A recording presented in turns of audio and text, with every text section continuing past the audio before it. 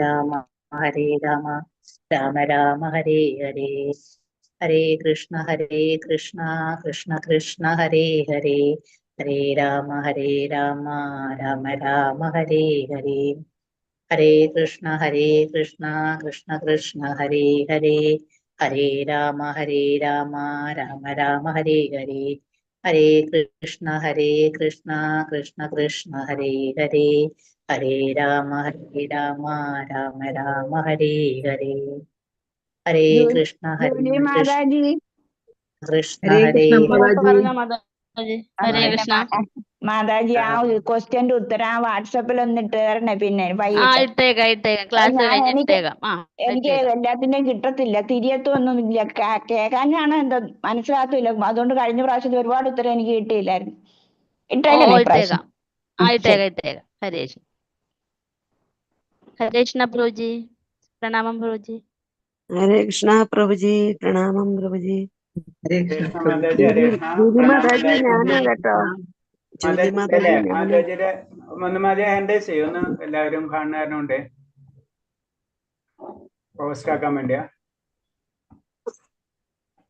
Okay, ശരി മാതാജി.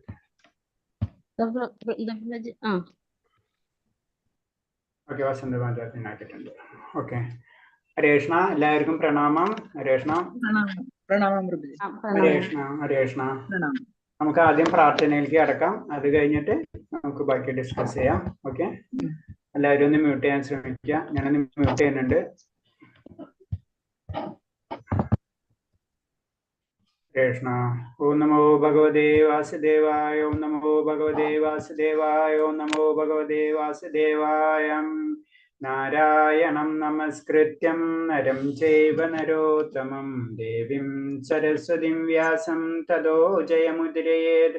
നഷ്ടപ്രായേഷു ഭദ്രേഷു നിത്യം ഭാഗവത സേവയാ ഭാഗവതേയുത്തമ ശ്ലോകേ ഭക്തിർഭവതി നഷ്ടകി മുഖം കരോതി വാചാലം പങ്കും ലംഘയതേ ഗിരി യത്കൃപതമഹം വന്ദേ പരമാനന്ദമാധവം ശ്രീഗുരുദീനധാരിണം ശ്രീചൈതന്യമീശ്വരം വജ്ഞാനതിമിരാന്ധസ്യ ജ്ഞാനാഞ്ജലശലാകയാ ചക്ഷുർമിലിതം യേന തസ്മൈ ശ്രീഗുരുവേ നമഃ.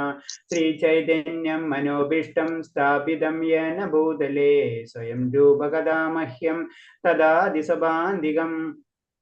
വന്ദേഹം ശ്രീഗുരു ശ്രീയുതപദകമലം ശ്രീഗുരും വൈഷ്ണവാംശ ശ്രീരൂപം സാഗരജാതം സഹന രഘുനാഥാനിധം തം സജീവം സാദൈവം സാവധൂതം പരിജനസഹിതം കൃഷ്ണചൈതന്യദേവം ശ്രീരാധാകൃഷ്ണപാദാൻ സഹന ലളിതാ ശ്രീവിശാഖാനിം താംശ.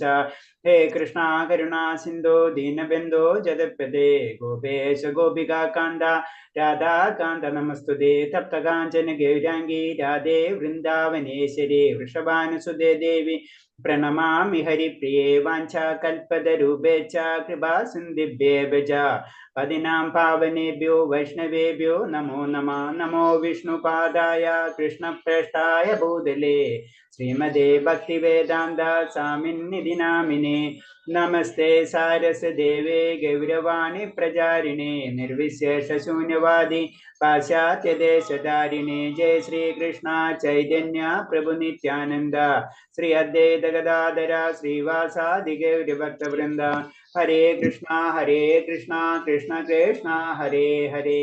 ഹരേ രാമ രാമ രാമ ഹരേ ഹരേ. ഹരേ കൃഷ്ണ കൃഷ്ണ കൃഷ്ണ ഹരേ ഹരേ. ഹരേ രാമ രാമ രാമ ഹരേ ഹരേ. ഹരേ കൃഷ്ണ കൃഷ്ണ കൃഷ്ണ ഹരേ ഹരേ. ഹരേ രാമ രാമ ഹരേ ഹരേ. ഹരേ കൃഷ്ണ പ്രഭാതിക്ക് ജയ ഗുരുദേവ് ജാനന്ദ കോടി വൈഷ്ണവ ഭക്തർക്ക് ജയ്. ഹരേ കൃഷ്ണ. എല്ലാവർക്കും പ്രണാമം. അപ്പൊ നമ്മള് ഹരേ കൃഷ്ണ. അപ്പൊ ആദ്യം തന്നെ നമുക്കൊന്ന്, ഇപ്പൊ നിങ്ങൾ ഫസ്റ്റ് ലെവല് കഴിഞ്ഞു അല്ലെ, സെക്കൻഡ് ലെവലിലേക്കാണ്. ഫസ്റ്റ് ലെവല് നമ്മൾ സ്റ്റാർട്ട് ചെയ്യണ മുന്നേ എന്താണ് ഭഗവത്ഗീത, ചിലർക്ക് കുറെ കാര്യങ്ങൾ അറിഞ്ഞിട്ടുണ്ടാവും. പക്ഷെ 18 ദിവസം കൊണ്ട് നമുക്ക് അറിയാതെ ചില മാറ്റങ്ങൾ നമുക്ക് വന്നിട്ടുണ്ടാവും അല്ലെ. കാരണം ഈ 18 മണിക്കൂർ നമ്മൾ ഉപയോഗിച്ചിട്ടുള്ളൂ. അപ്പൊ ആ ഭഗവാന്റെ ഒരു പവർ നമ്മളൊന്ന് ചിന്തിച്ചാൽ മതി.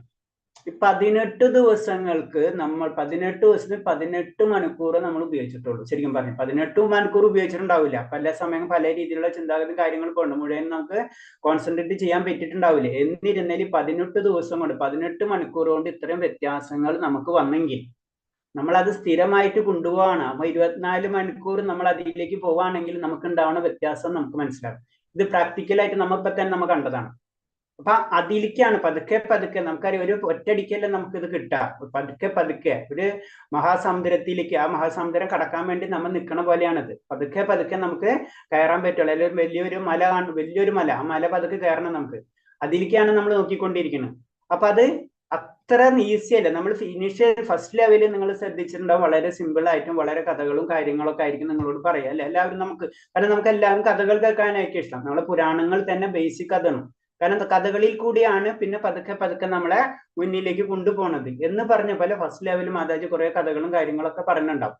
അപ്പൊ അത് കഴിഞ്ഞിട്ട് അടുത്ത ലെവലിൽ വരുമ്പോൾ നമ്മൾ സാധാരണ സ്കൂളിൽ പഠിക്കണം, ചെറിയ കുട്ടികൾക്കാണെന്ന് വെച്ചാൽ അവർക്ക് പാട്ടും കാര്യങ്ങളൊക്കെ പഠിച്ചിട്ടാണ് എന്ന് പറഞ്ഞ പോലെയാണ് നമ്മളെല്ലാ ആത്മീയ ഗ്രന്ഥങ്ങളും അങ്ങനെ തന്നെയാണ് നമ്മളെ പഠിപ്പിക്കുന്നത്. പതുക്കെ പതുക്കെ നമ്മൾ മുന്നിലേക്ക് അർത്ഥധർമ്മ കാമ മോക്ഷ എന്നുള്ള അവസ്ഥയാണ് നമ്മളെ ബേസിക് ആയിട്ട് നമ്മളെ കൊണ്ടുപോകുന്നത്.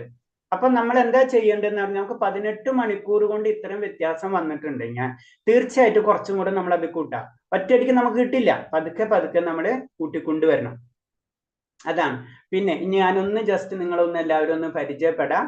കാരണം അവരവരെ പേരൊന്ന് പറയാം അൺമ്യൂട്ട് ചെയ്തിട്ട്, പിന്നെ ഏത് സ്ഥലമാണെന്ന് പറയാം. ഈ 18 ദിവസത്തിനുള്ളിൽ ജസ്റ്റ് ഷോർട്ട് ആയിട്ട്, ലോങ് ആയിട്ട് പറയരുത്. കാരണം കുറെ നേരം സംസാരിച്ചു കഴിഞ്ഞാൽ മറ്റുള്ളവർക്കും ഡിസ്റ്റർബ് ആവും. 1-2 ചുരുക്കവാക്കിയിൽ 18 ദിവസം കൊണ്ട് എന്താണ് നമുക്ക് ആദ്യം ഭഗവതിനെ പറ്റി അറിവുള്ളവരൊക്കെ, അറിവില്ലാത്ത കാര്യം അത് കഴിഞ്ഞിട്ട് നമുക്ക് 18 ദിവസം കൊണ്ട് അല്ലെങ്കിൽ 18 മണിക്കൂർ കൊണ്ടായിരിക്കും നമുക്കുണ്ട അനുഭവം. എന്തുകൊണ്ടാണ് നമ്മൾ ഭഗവത വീണ്ടും പഠിക്കാൻ സെക്കൻഡ് ലെവലിലേക്ക് വരാൻ ആഗ്രഹിച്ചത്, അല്ലെങ്കിൽ ഭഗവത്ഗീത എന്തുകൊണ്ട് നമ്മൾ പഠിക്കാൻ ആഗ്രഹിച്ചു എന്നും കൂടെ ഒന്ന് പറയാം. ഈ കാര്യങ്ങൾ ഓരോരുത്തരൊന്ന് ജസ്റ്റ് നമ്മളൊരു ഇന്ററാക്ഷൻ ആവുകയും ചെയ്യും. പിന്നെ ഒരു പോയിന്റ് പറയാനുള്ളത്, നമ്മൾ 5 മിനിറ്റ് ക്ലാസ് കഴിഞ്ഞിട്ട് ഒരു 5 മിനിറ്റ് സമയം നമ്മൾ ടൈം തരുന്നുണ്ട്. ആ സമയത്ത് ഡിസ്കഷനിൽ ഉണ്ടാവും. അപ്പൊ നിങ്ങൾക്ക് എന്തെങ്കിലും ഡൗട്ട് ഉണ്ടെങ്കിൽ, പ്രത്യേകിച്ച് നമ്മൾ ഈ സബ്ജക്റ്റിനെ പറ്റി, പിന്നെ ഔട്ട് ഓഫ് സിലബസ് എന്നുള്ള രീതിയിൽ കുറെ കാര്യങ്ങൾ എനിക്ക് അറിയാവുന്ന കാര്യങ്ങൾ ഞാൻ പറഞ്ഞുതരാം. അല്ലെങ്കിൽ ഞാൻ നമ്മളെ അറിവുള്ള വ്യക്തികൾ, എക്സാമ്പിള് ഉയർന്ന ഭക്തന്മാരോടാ അല്ലെങ്കിൽ ഏതെങ്കിലും ബുക്കൊക്കെ റെഫർ ചെയ്തിട്ട് എനിക്ക് പറഞ്ഞു തരാൻ ശ്രമിക്കാം. അപ്പം അങ്ങനെ ഒരു 5 മിനിറ്റ് ആ ഇന്ററാക്ഷൻ എന്തായാലും വേണം. പിന്നെ എല്ലാവരും വീഡിയോ ഓൺ ചെയ്തിരിക്കാൻ ശ്രമിക്കാം. വളരെ ഇമ്പോർട്ടന്റ് കേസ് അങ്ങനെയുള്ളവരൊക്കെ ഓക്കെ വീഡിയോ ഓൺ ചെയ്തിരിക്കുക എന്ന് പറഞ്ഞത് കാരണം എന്ന് വെച്ച് കഴിഞ്ഞാൽ ഇത് ശാസ്ത്രം, നമുക്കറിയാം ഇത് നമ്മൾ അറിയാത്തൊരു ശാസ്ത്രം. നമുക്ക് നേരിട്ട് ഇതിനൊരു ബന്ധമില്ല അല്ലെ. നമ്മൾ ശ്രദ്ധിച്ചാൽ അറിയാം. ഇപ്പൊ നമ്മൾ ചുറ്റും വളരെ സിമ്പിൾ ആയിട്ട് നമ്മൾ ചുറ്റും പല സംഗീതം ഉണ്ടെന്ന് പറഞ്ഞാൽ വിശ്വസിക്കില്ല അല്ലെ. നമ്മളെ മൊബൈലിൽ കൂടി നമുക്ക് കിട്ടുമ്പോൾ നമുക്കത് മനസ്സിലാവും അല്ലെ. മൊബൈലിൽ എല്ലാം കിട്ടുന്നുണ്ട്, പക്ഷെ എന്താണ് മൊബൈലിൽ ചുറ്റും ഈ മൊബൈലിൽ എങ്ങനെ കിട്ടുന്നത് മനസ്സിലായി എന്നത് പറഞ്ഞ പോലെയാണ് ഈ ആത്മീയ ശാസ്ത്രം എന്ന് പറയുന്നത്. നമുക്ക് മനസ്സിലാവും, പക്ഷെ അത് ഉള്ളതാണ്. നമുക്കറിയാം നമുക്ക് ഈ മൊബൈലിൽ എല്ലാ സാധനങ്ങളും കിട്ടുന്നുണ്ട്, പക്ഷെ ഇത് എവിടെ നിന്ന് വരുന്നത്, ആ മീഡിയം നമുക്ക് കാണില്ല, പക്ഷെ ഇത് ഉള്ളതാണ് എന്നതുപോലെയാണ് ഈ ശാസ്ത്രം. അപ്പൊ ഈ സത്യം ആദ്യം തന്നെ അതിനെ പറഞ്ഞ് നമ്മൾ ആദ്യം തന്നെ പറയുമ്പോൾ ശ്രദ്ധ, സാധുസംഘ, ഭജനക്രിയ. ശ്രദ്ധ, ആ വിശ്വാസം, ഭഗവാനില്ല അടിയുറച്ച വിശ്വാസത്തിലേക്ക് നമുക്ക് ഒറ്റയടിക്ക് പറ്റില്ല. ജനറൽ ആയിട്ട് വരുമ്പോൾ നമ്മളെല്ലാവരും ഓരോ ചിന്താഗതിക്കാരും നമുക്ക് പെട്ടെന്ന് പറ്റില്ല, പക്ഷെ നമ്മൾ പടിപടിയായിട്ട് ഉയരണം. അപ്പൊ 18 ദിവസത്തിൽ നമുക്ക് ഉണ്ടായ വ്യത്യാസം ബേസിക് ആയിട്ട് നമുക്ക് എന്തുകൊണ്ട് ഭഗവത പഠിക്കാൻ ആഗ്രഹിച്ചു, ഇനിയും പഠിക്കണമെന്ന് തോന്നാനുള്ള കാരണം അതെല്ലാവരും ഓരോരുത്തരും അൺമ്യൂട്ട് ചെയ്തിട്ട് ഒരു 5 മിനിറ്റ് കൊണ്ട് ജസ്റ്റ് കൂടുതലല്ല ഒരു 2-3 ഒരു വാചകത്തിൽ ഓരോരുത്തരും. ഞാൻ രശ്മി ഞാൻ എന്റെ വീട് കേച്ചേരി. പിന്നെ ഞാൻ പഠിക്കാൻ കാരണം എനിക്ക് ശ്രീകൃഷ്ണ ഭഗവാനെ അറിയണമെന്ന് ആഗ്രഹമുണ്ട്. ശരി മാതാജി. രശ്മി ആട്ടാ രശ്മി മാതാജി. ഓക്കെ രേഷ്മ. അടുത്ത ആള്. ഹലോ, ഞാൻ സതീകൃഷ്ണ, കോഴിക്കോടുന്ന്. ഓക്കെ മാതാജി. കൃഷ്ണനെ കൂടുതൽ അറിയാൻ വേണ്ടി, ഭഗവാനെ കൂടുതൽ അറിയാൻ വേണ്ടിയിട്ടാണ് ഞാൻ ഈ ക്ലാസ്സിൽ കയറുന്നത്. ഓക്കെ ശരി, ഭഗവാനെ പറ്റി കൂടുതൽ അറിയാൻ വേണ്ടിയിട്ടാണ്. ഓക്കെ അടുത്തത് ആരാ?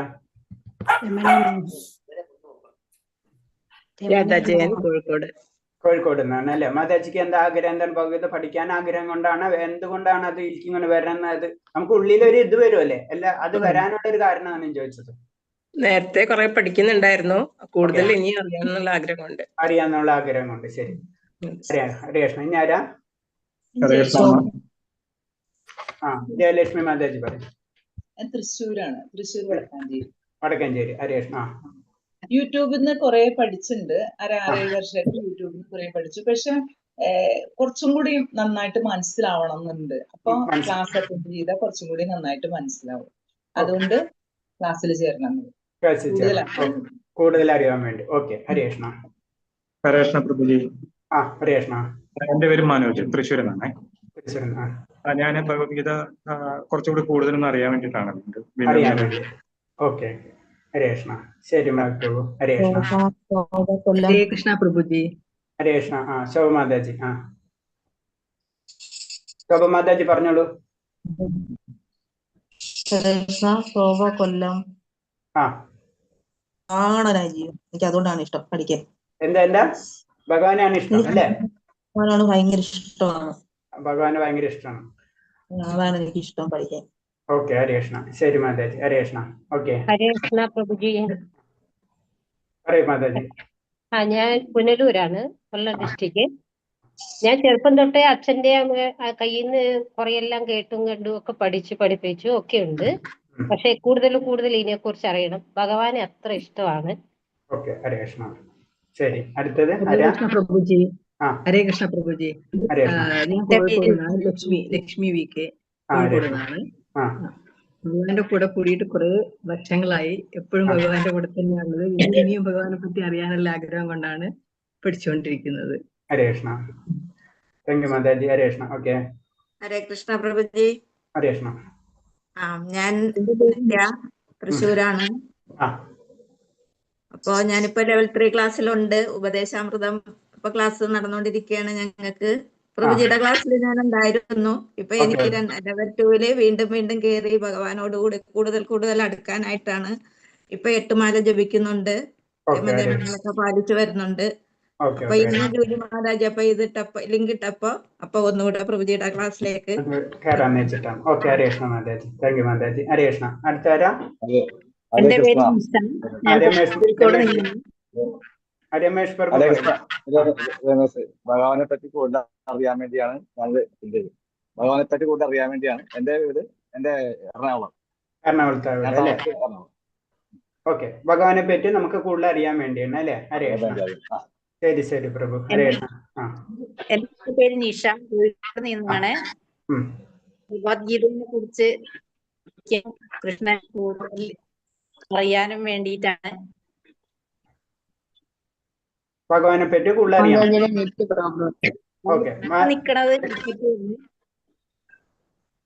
ഓക്കെ അതായത് മാതാജി പറഞ്ഞത് ഭഗവാനെ പറ്റി കൂടുതൽ അറിയാനുള്ള ആഗ്രഹം. ഓക്കെ അടുത്താരാ? ഹരേ കൃഷ്ണ. ഹരേഷ്ണ. ബാബു പ്രഭു. എന്റെ പേര് ബാബു, ഞാൻ തൃപ്പൂണിത്തുറയിലാണ് വീട്. ഞാൻ ചെറുപ്പകാലത്തൊട്ട് ഭഗവാന്റെ ഒരുപാട് കഥകൾ കേട്ടിട്ടുണ്ട്. അപ്പൊ അതിനെപ്പറ്റി കൂടുതൽ അറിയാനുള്ളൊരു ആകാംക്ഷ, അതാണ് ഇതിലേക്ക് നയിച്ചത്. സന്തോഷം. ഹരേഷ്ണ.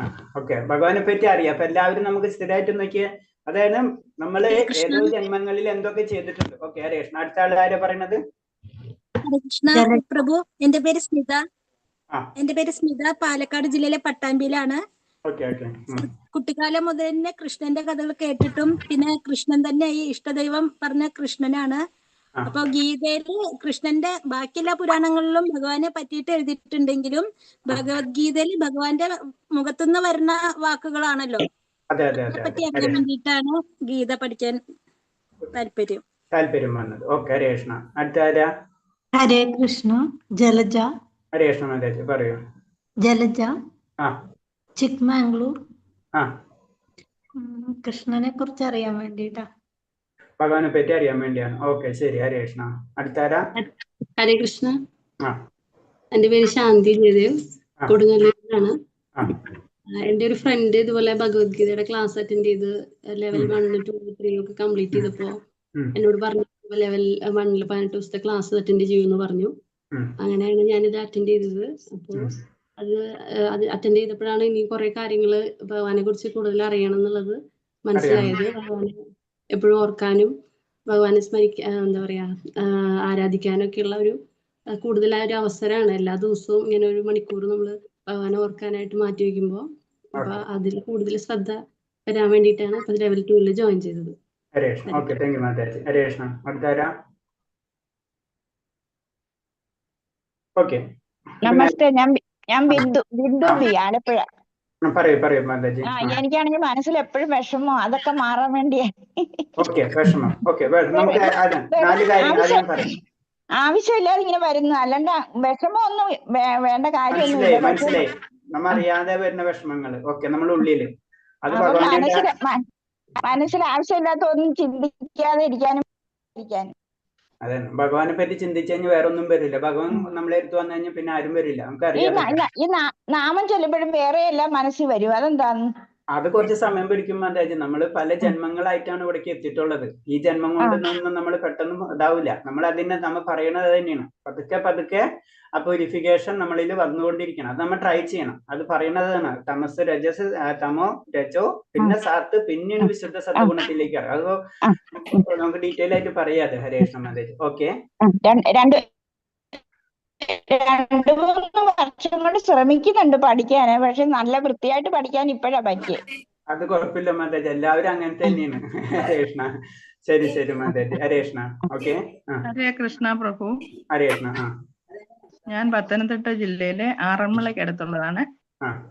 എനിക്ക് ഭഗവാനെ എന്നും ഞങ്ങൾ മിക്കവാറും പോയി കാണാറുണ്ട് ആറന്മുള അമ്പലത്തില്. പിന്നെ എനിക്ക് അത് കൂടുതലായിട്ട് അറിയണമെന്നും കേൾക്കണമെന്നുള്ള ആഗ്രഹമുണ്ട് അതേക്കുറിച്ച്. അതുകൊണ്ടാണ് ഞാൻ അതിന് വന്നത്. ഓക്കെ, ഹരേ കൃഷ്ണ. ഹരേ കൃഷ്ണ. ഹരേ കൃഷ്ണ. എന്റെ പേര് ശാന്തമ്മ, പാലക്കാട് നിന്ന്. എന്റെ ചെറുമക്കള് അമൃത സ്കൂളിലാണ് പഠിച്ചുകൊണ്ടിരുന്നത്. അന്ന് മുതലേ എനിക്ക് ഇതിനോട് വായിക്കുമ്പോ ഞാൻ ചുമ്മാ അത് വായിക്കുമെന്നല്ല, അതിന്റെ കാര്യങ്ങളൊന്നും അറിയത്തില്ല. ആഗ്രഹമായിരുന്നു. ഇപ്പൊ മാതാജി ക്ലാസ് എടുത്തപ്പോ ഞാൻ കേട്ടു. പക്ഷെ എനിക്ക് ആദ്യം ഈ പരീക്ഷ എഴുതുന്നൊന്നും കർശനമൊന്നും അറിയില്ലായിരുന്നു. പിന്നെ എനിക്ക് ആവുന്നതും എഴുതി തന്നേ ഉള്ളൂ. പിന്നെ മാതാജിക്ക് അയച്ചു കൊടുത്തു. ഭഗവാനെ പറ്റി അറിയാനുള്ള ആഗ്രഹം. അറിയാന് ആ ആഗ്രഹമേ ഉള്ളായിരുന്നല്ല, പരീക്ഷ അറിയത്തില്ലായിരുന്നു. കൂടുതൽ അടുക്കണം എന്നുള്ള ആഗ്രഹം വയസ്സെന്ന കാലത്ത് അങ്ങ് തോന്നുക. ഭാഗവത പാരായണം ഉണ്ട്, അതിന്റെ ക്ലാസ് ഉണ്ട്. ഓക്കെ, ശരി മാതാജി. അപ്പൊ ഭഗവാനെ പറ്റി അറിയണം. ഓക്കെ, ഹരേ കൃഷ്ണ. അടുത്തത് ആരാ? കൃഷ്ണ പ്രഭുജി. പ്രഭുജി ആരെ പറയണ? ഉഷ മാതാജിയാ? ആരെ പറയണത്? ഒരാൾ പറയൂ. ഹരേ കൃഷ്ണ പ്രഭുജി. ഞാൻ ഉഷ, കണ്ണൂർ ജില്ലയിലെ പയ്യന്നൂര് രാമന്തളി എന്ന് പറഞ്ഞ സ്ഥലത്താണ്. എനിക്ക് ഗീതയെ പറ്റിയും പിന്നെ ഭഗവാനെ കുറിച്ച് പഠിക്കാനും പിന്നെ ഭഗവാനോട് കൂടുതൽ എടുക്കാനും വേണ്ടിയിട്ടാണ് ഞാൻ ഭഗവത്ഗീത പഠിക്കുന്നത്. പിന്നെ ഞാൻ വായിക്കാറുണ്ട് ഭഗവത്ഗീത. എന്നും കുറച്ച് വായിക്കാറുണ്ട്. പിന്നെ ഞാൻ കുറച്ച് കാലം മുമ്പേ, ഒരു 5-6 വർഷം മുന്നേ ഞാൻ കുറച്ച് സത്സംഗത്തിലെല്ലാം, ഇസ്കോന്റെ സത്സംഗത്തിലെല്ലാം പോയിട്ടുണ്ടായിരുന്നു. പിന്നെ നമ്മളെ ദേവദാഗ സ്വാമി ഗുരുജി മഹാരാജിനൊക്കെ ഞാൻ കണ്ടിട്ടുണ്ടായിരുന്നു നേരിട്ടിട്ട്. അപ്പൊ അങ്ങനെ കുറച്ചു കാലം ഞാൻ പോയിട്ടുണ്ടായിരുന്നു ഇസ്കോന്റെ സത്സംഗത്തില്. അതായത് വീണ്ടും ഭഗവാൻ വീണ്ടും കൊണ്ട് കൊണ്ടുവരികയാണ്. പോയ ആളെ പിടിച്ച് കൊണ്ടുവരികയാണ്. അതിന് ഞാൻ വിട്ടുപോയി. പിന്നെ ഞാൻ അതിന്റെ അപ്പൊ ഇത് കണ്ടപ്പോ ഇതില് വീണ്ടും ഒരു കാര്യം മനസ്സിലായില്ലേ? നമ്മ വിട്ടാലും ഭഗവാൻ വിടില്ല എന്ന് മനസ്സിലായില്ലേ? ഹരേ കൃഷ്ണ. അടുത്താരാ? ഹരേ കൃഷ്ണ പ്രഭുജി. എന്റെ പേര് രഞ്ജിനി, കോട്ടയത്ത് നിന്ന്. ഹരേ കൃഷ്ണ. നാരായണീയം പഠിക്കുന്നുണ്ട്. അപ്പൊ ഭഗവാനെ കുറിച്ച് കൂടുതൽ അറിയാനാ ഭഗവത്ഗീതയും കൂടി പഠിക്കാൻ വിചാരിച്ചു. ഓക്കെ, ഹരേ കൃഷ്ണ. ശരി. പിന്നെ ആരെങ്കിലും ഉണ്ടോ? ഹരേ കൃഷ്ണജി, ഞാൻ നേരത്തെ പരിചയപ്പെട്ടതാണ്. ഒരു കാര്യം പറയാൻ പറ്റുമോ? അതായത് നമ്മൾ ഈ 18 ദിവസത്തെ ക്ലാസ് നമുക്ക് എൻ്റയർ ചേഞ്ചുകൾ എന്റെ ജീവിതത്തിൽ സംഭവിച്ചിട്ടുണ്ട്. കാരണം ഞാൻ കുറച്ച് ദേഷ്യക്കാരനൊക്കെ ആയിരുന്നു. വീട്ടിലാണെങ്കിലും ഓഫീസിലാണെങ്കിലും വളരെ കാം ആൻഡ് ക്വയറ്റ് ആയിട്ട് ഇപ്പൊ ഇരിക്കാൻ സാധിച്ചിട്ടുണ്ട്. അത് തന്നെ ഒരു വലിയ ദൈവാധീനമായിട്ട് കാണുന്നു. അതുകൊണ്ടാണ് ഞാൻ സെക്കൻഡ് ക്ലാസ്സിലേക്ക് നിർബന്ധപൂർവ്വം വരാനും സാധ്യതയായത്. ഇത് പറഞ്ഞില്ലെങ്കിൽ ആ ഒരു 18 ദിവസത്തെ ക്ലാസ് അറ്റൻഡ് ചെയ്ത് പറഞ്ഞില്ലെങ്കിൽ അതൊരു നന്ദികേടായി പോകും. അത് പറയാൻ വിട്ടുപോയിരുന്നു. അതുകൊണ്ടാണ് പറഞ്ഞത്. ഓക്കെ, വ്യത്യാസങ്ങൾ വരും. നമ്മ അറിയാതെ തന്നെ നമുക്ക് വ്യത്യാസങ്ങൾ നമ്മ അറിയില്ല, മറ്റുള്ളവർക്ക് മനസ്സിലാവും. ആ അവസ്ഥയിലേക്ക് പതുക്കെ നമ്മ വരും. ഇതാണ് നമ്മൾ ഭഗവാനെ ഇപ്പൊ തന്നെ നമുക്ക് കിട്ടില്ല. ഭഗവാനെ കിട്ടണമെങ്കിൽ അറിയാലോ ഭഗവാൻ എത്ര പരീക്ഷണങ്ങൾ ചെയ്തിട്ടുണ്ട്. ഭഗവാൻ തരുന്ന ഏറ്റവും ബുദ്ധിമുട്ടുള്ള കാര്യം എന്താണ്? ഭക്തിയാ. നമുക്കറിയാം. ബാക്കിയൊക്കെ ഭഗവാൻ തരും, ഭക്തി മാത്രം ഭഗവാൻ തരും. ഭഗവാനല്ല തരാത്തത്, അത് നമുക്കറിയാം. ആരാണ് തരാത്തത്? നമ്മുടെ കർമ്മഫലങ്ങളൊക്കെ. സങ്കല്പത്തിൽ ആരാണ് നമുക്ക് ഭക്തി തരാത്തത്? ബാക്കിയൊക്കെ തരും, ഭക്തി മാത്രം തരില്ല. അതാരാണ്? അതാരാണ്? മനസ്സല്ല. അതൊക്കെ ശരി. നമ്മളെ ദേവതാ സങ്കല്പത്തിൽ പറയുമ്പോൾ നമുക്ക് എല്ലാ ഐശ്വര്യങ്ങളും തരുന്നത് ആരാ? ആരാണ്? നമ്മൾ ഐശ്വര്യങ്ങൾ തരുന്നത് ആരാ? ഏത് ദേവതയാണ് എല്ലാ ഐശ്വര്യങ്ങളും? ലക്ഷ്മി ദേവി അല്ലേ? ലക്ഷ്മി ദേവി എല്ലാ ഐശ്വര്യങ്ങളും തരും, പക്ഷെ ഭഗവാനെ തരൂല. അപ്പൊ ഭഗവാനെ കിട്ടാ എന്ന് പറഞ്ഞത് ലക്ഷ്മി ദേവി ചെക്ക് ചെയ്തതിന് ശേഷമാണ് ആ വ്യക്തി 100% ഭക്തിപരമായിട്ടുണ്ടെന്ന് മനസ്സിലാക്കി കഴിഞ്ഞാൽ മാത്രമേ ഭഗവാൻ എനിക്ക് കണക്ട് ചെയ്യുള്ളൂ നമ്മള്. അതാണ് ഇതിൽ പലരും, നമുക്കറിയാം, പലരും ആദ്യം പല ദൈവിക ശക്തിയിലും ഭക്തന്മാരായിരിക്കും. ചിലപ്പോൾ ശിവഭക്തന്മാരായിരിക്കും, ചിലപ്പോൾ നല്ല ദേവി ഭക്തന്മാരൊക്കെ ആയിരിക്കും. അവരെ ത്രൂ ആണ് ഇൻഡയറക്റ്റ് ആയിട്ട് നമുക്ക് ഭഗവാനിലേക്ക് കിട്ടുന്നത്. നമുക്ക് നേരിട്ട് ഭഗവാനെ കിട്ടില്ല. പല ജന്മങ്ങളിലും പലതും കഴിഞ്ഞതിന് ശേഷമാണ് നമ്മൾ പതുക്കെ പതുക്കെ വരുന്നത്. ഓക്കെ ഹരേഷ്. അപ്പൊ ഭക്തി കിട്ടുക എന്ന് പറഞ്ഞത് എളുപ്പമല്ല. ഓക്കെ ഹരേഷ്. അപ്പൊ അതിന്റെ ഒരു ചാൻസ് കിട്ടിക്കഴിഞ്ഞാൽ കളയാനും പാടില്ല. ഓക്കെ, പിന്നെ ആരാ പറയുന്നത്? ആ പ്രഭു. കഴിഞ്ഞ ക്ലാസ്. ഓക്കെ, പിന്നെ ആരാ? ഹരേ കൃഷ്ണ പ്രഭുജി. ഹരേ കൃഷ്ണ. മാതാജി പറയൂ. മാതാജി, എന്റെ പേര് രാജി, തിരുവനന്തപുരം. ഭഗവാനെ കുറിച്ച് കൂടുതൽ അറിയണമെന്ന് ആഗ്രഹമായിരുന്നു. അപ്പൊ അതിനുള്ള അവസരം ഭഗവാൻ തന്നെ ഒരുക്കി തന്നു. അതും ഇസ്കോണിൽ നമുക്ക് ആരാധിക്കുന്ന ഒരു സംഘടനയാണ് ഇസ്കോണിന്റെ.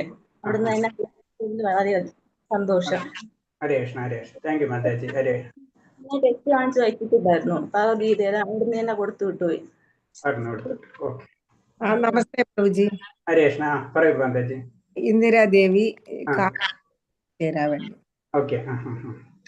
ഗീതയെ കുറിച്ച് കൂടുതൽ ഉള്ളിലേക്ക് അറിയാനും മനസ്സിനെ കൺട്രോളിൽ വരുത്താനും ഭഗവാനെ കൂടുതൽ അറിയാനും ഒക്കെ വേണ്ടിയാണ് ഗീത പഠിക്കാൻ.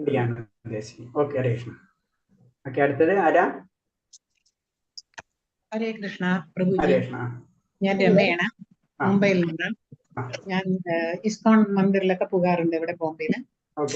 ഭഗവത്ഗീത ശ്ലോകം വായിക്കാൻ പഠിച്ചു. അപ്പൊ കൂടുതൽ അറിയാനും ഭഗവത്ഗീതയെ പറ്റി അറിയാനും ഭഗവാനെ പറ്റി അറിയാനും കൂടുതൽ ഭഗവാനിലൂടെ അടുക്കാനും വേണ്ടിയിട്ട് ഞാൻ വിളിച്ചേർന്നു. Okay Haresh. Okay, thank you Mataji. ഹരേഷ്ണ. പിന്നെ ആരെങ്കിലും? ഇന്നത്തെ ദിവസം പറയൂ. നമ്മൾ ഫസ്റ്റ് ഇൻട്രൊഡക്ഷൻ ആയിട്ട് പോവാണ് കേട്ടാ ഹരേഷ്ണ. അത് കഴിഞ്ഞിട്ട് പതുക്കെ നമുക്ക് ക്ലാസ്സിലേക്ക് കിടക്കാം. നമ്മളൊന്ന് അങ്ങോട്ടും ഇങ്ങോട്ടും ഒന്ന് പരിചയപ്പെടാണ് ബേസിക് ആയിട്ട് ഹരേഷ്ണ. ഓക്കെ, പിന്നെ ആരെങ്കിലും ഉണ്ടാ പറയാൻ? ഞാൻ രണ്ടാമത് പരിചയപ്പെടുത്തണോ? രത്നകുമാരി മാതാജി പറ. ഗീത എന്നുള്ള ഒരാൾ പറഞ്ഞില്ല മാതാജി. ഓക്കെ, കുഴപ്പമില്ല. ചിലപ്പോൾ അവരെന്തെങ്കിലും വേറെ എന്തെങ്കിലും ഇതിലായിരിക്കാം ചിലപ്പോൾ ക്ലാസ്സിൽ. ഓക്കെ, ശരി. അപ്പൊ താങ്ക് യു ഹരേഷ്ണ. എല്ലാവർക്കും പ്രണാമം. അപ്പൊ നമുക്ക് ഇനി പതുക്കെ ക്ലാസ്സിലേക്ക് കടക്കാം. അപ്പൊ ഞാനൊന്ന് മ്യൂട്ട് ചെയ്യാനുണ്ട് ഇനി എല്ലാവരും.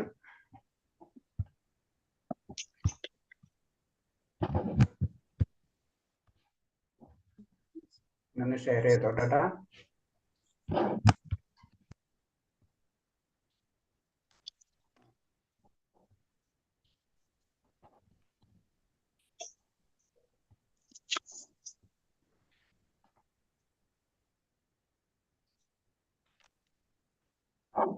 വന്നില്ല അല്ലേ? വന്നല്ല അല്ലേ?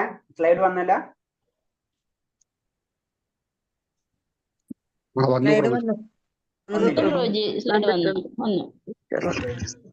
എന്തൊക്കെയൊന്ന് മിസ്സായിപ്പോയി. ഒരു സെക്കൻഡ് ഞാനൊന്ന് നോക്കിക്കോട്ടെ. സംതിങ് കുറച്ച് സ്ലോരാണ്. ഞാൻ അങ്ങോട്ട് ഒരു ചോദ്യം ചെയ്യും. ഇത്തരം പറഞ്ഞതിൽ എല്ലാവർക്കും ഭഗവാനെ ഇഷ്ടമാണ്, ഭഗവാന്റെ കാര്യങ്ങൾ അറിയാനാണ് ആഗ്രഹം. ഞാൻ തിരിച്ച് ക്രോസ് ക്വസ്റ്റ്യൻ ആണ്. ഭഗവാനെ പറ്റി അറിഞ്ഞിട്ട് എന്ത് ചെയ്യാനാണ്? അടുക്കാൻ കൂടുതൽ ഭഗവാന്റെ ധാമത്തിലോട്ട് പോകണം. ഭഗവാനെ അറിയാനല്ല, ഭഗവാനിലേക്ക് അടുക്കാൻ വേണ്ടിയിട്ടാണ് ഭഗവാന്റെ ധാമത്തിൽ പഠിക്കുന്നത്. പോകാൻ വേണ്ടിയിട്ടാണ് പ്രഭു ആഗ്രഹിക്കുന്നത്. ഭഗവാന്റെ ധാമത്തിൽ പോയിട്ട് എന്ത് ചെയ്യാനാ? ഈ ദുഃഖാലയത്തിൽ നിന്ന് രക്ഷപ്പെടണ്ടേ? വീണ്ടും വീണ്ടും ജനന മരണ മൃത്യു ജരാവ്യാധി. ഭഗവാൻ പറഞ്ഞ ഉപദേശങ്ങൾക്കനുസരിച്ച് ജീവിക്കാൻ പറ്റുമോന്ന് നോക്കാൻ വേണ്ടി പറ്റുമെന്ന് നോക്കാൻ വേണ്ടിയാണ് ഈ ദുഃഖാലയമല്ലേ പ്രഭു? ദുഃഖാലയത്തിൽ നിന്ന് രക്ഷപ്പെടണ്ടേ നമുക്ക്? ദുഃഖാലയത്തിൽ നിന്ന് രക്ഷപ്പെടണം. അപ്പൊ നമ്മൾ എന്താ ആഗ്രഹിക്കുന്നത്? ഇനി ജനന മരണങ്ങളിലൊന്നും ആവാതെ. ജനന മരണം ഉണ്ടായാലും എന്താ പ്രശ്നം? എന്താ ജനമരണം ഉണ്ടായാല് വീണ്ടും ഭൗതിക ലോകത്ത് തന്നെ കിടന്ന് ആകെ ഇതാവുമല്ലേ? ഇപ്പൊ ജനന മരണങ്ങളില്ലാതെ ആത്മീയ ലോകത്തിൽ പോണം. നമ്മ ആത്മീയ ലോകത്തിൽ പോണം എന്നൊക്കെ ശരിയാണ്. ഭഗവാൻ എന്ന് പറയുമ്പോ നമ്മുടെ ഉള്ളിൽ വരുന്ന ഒരു രൂപം എന്താ?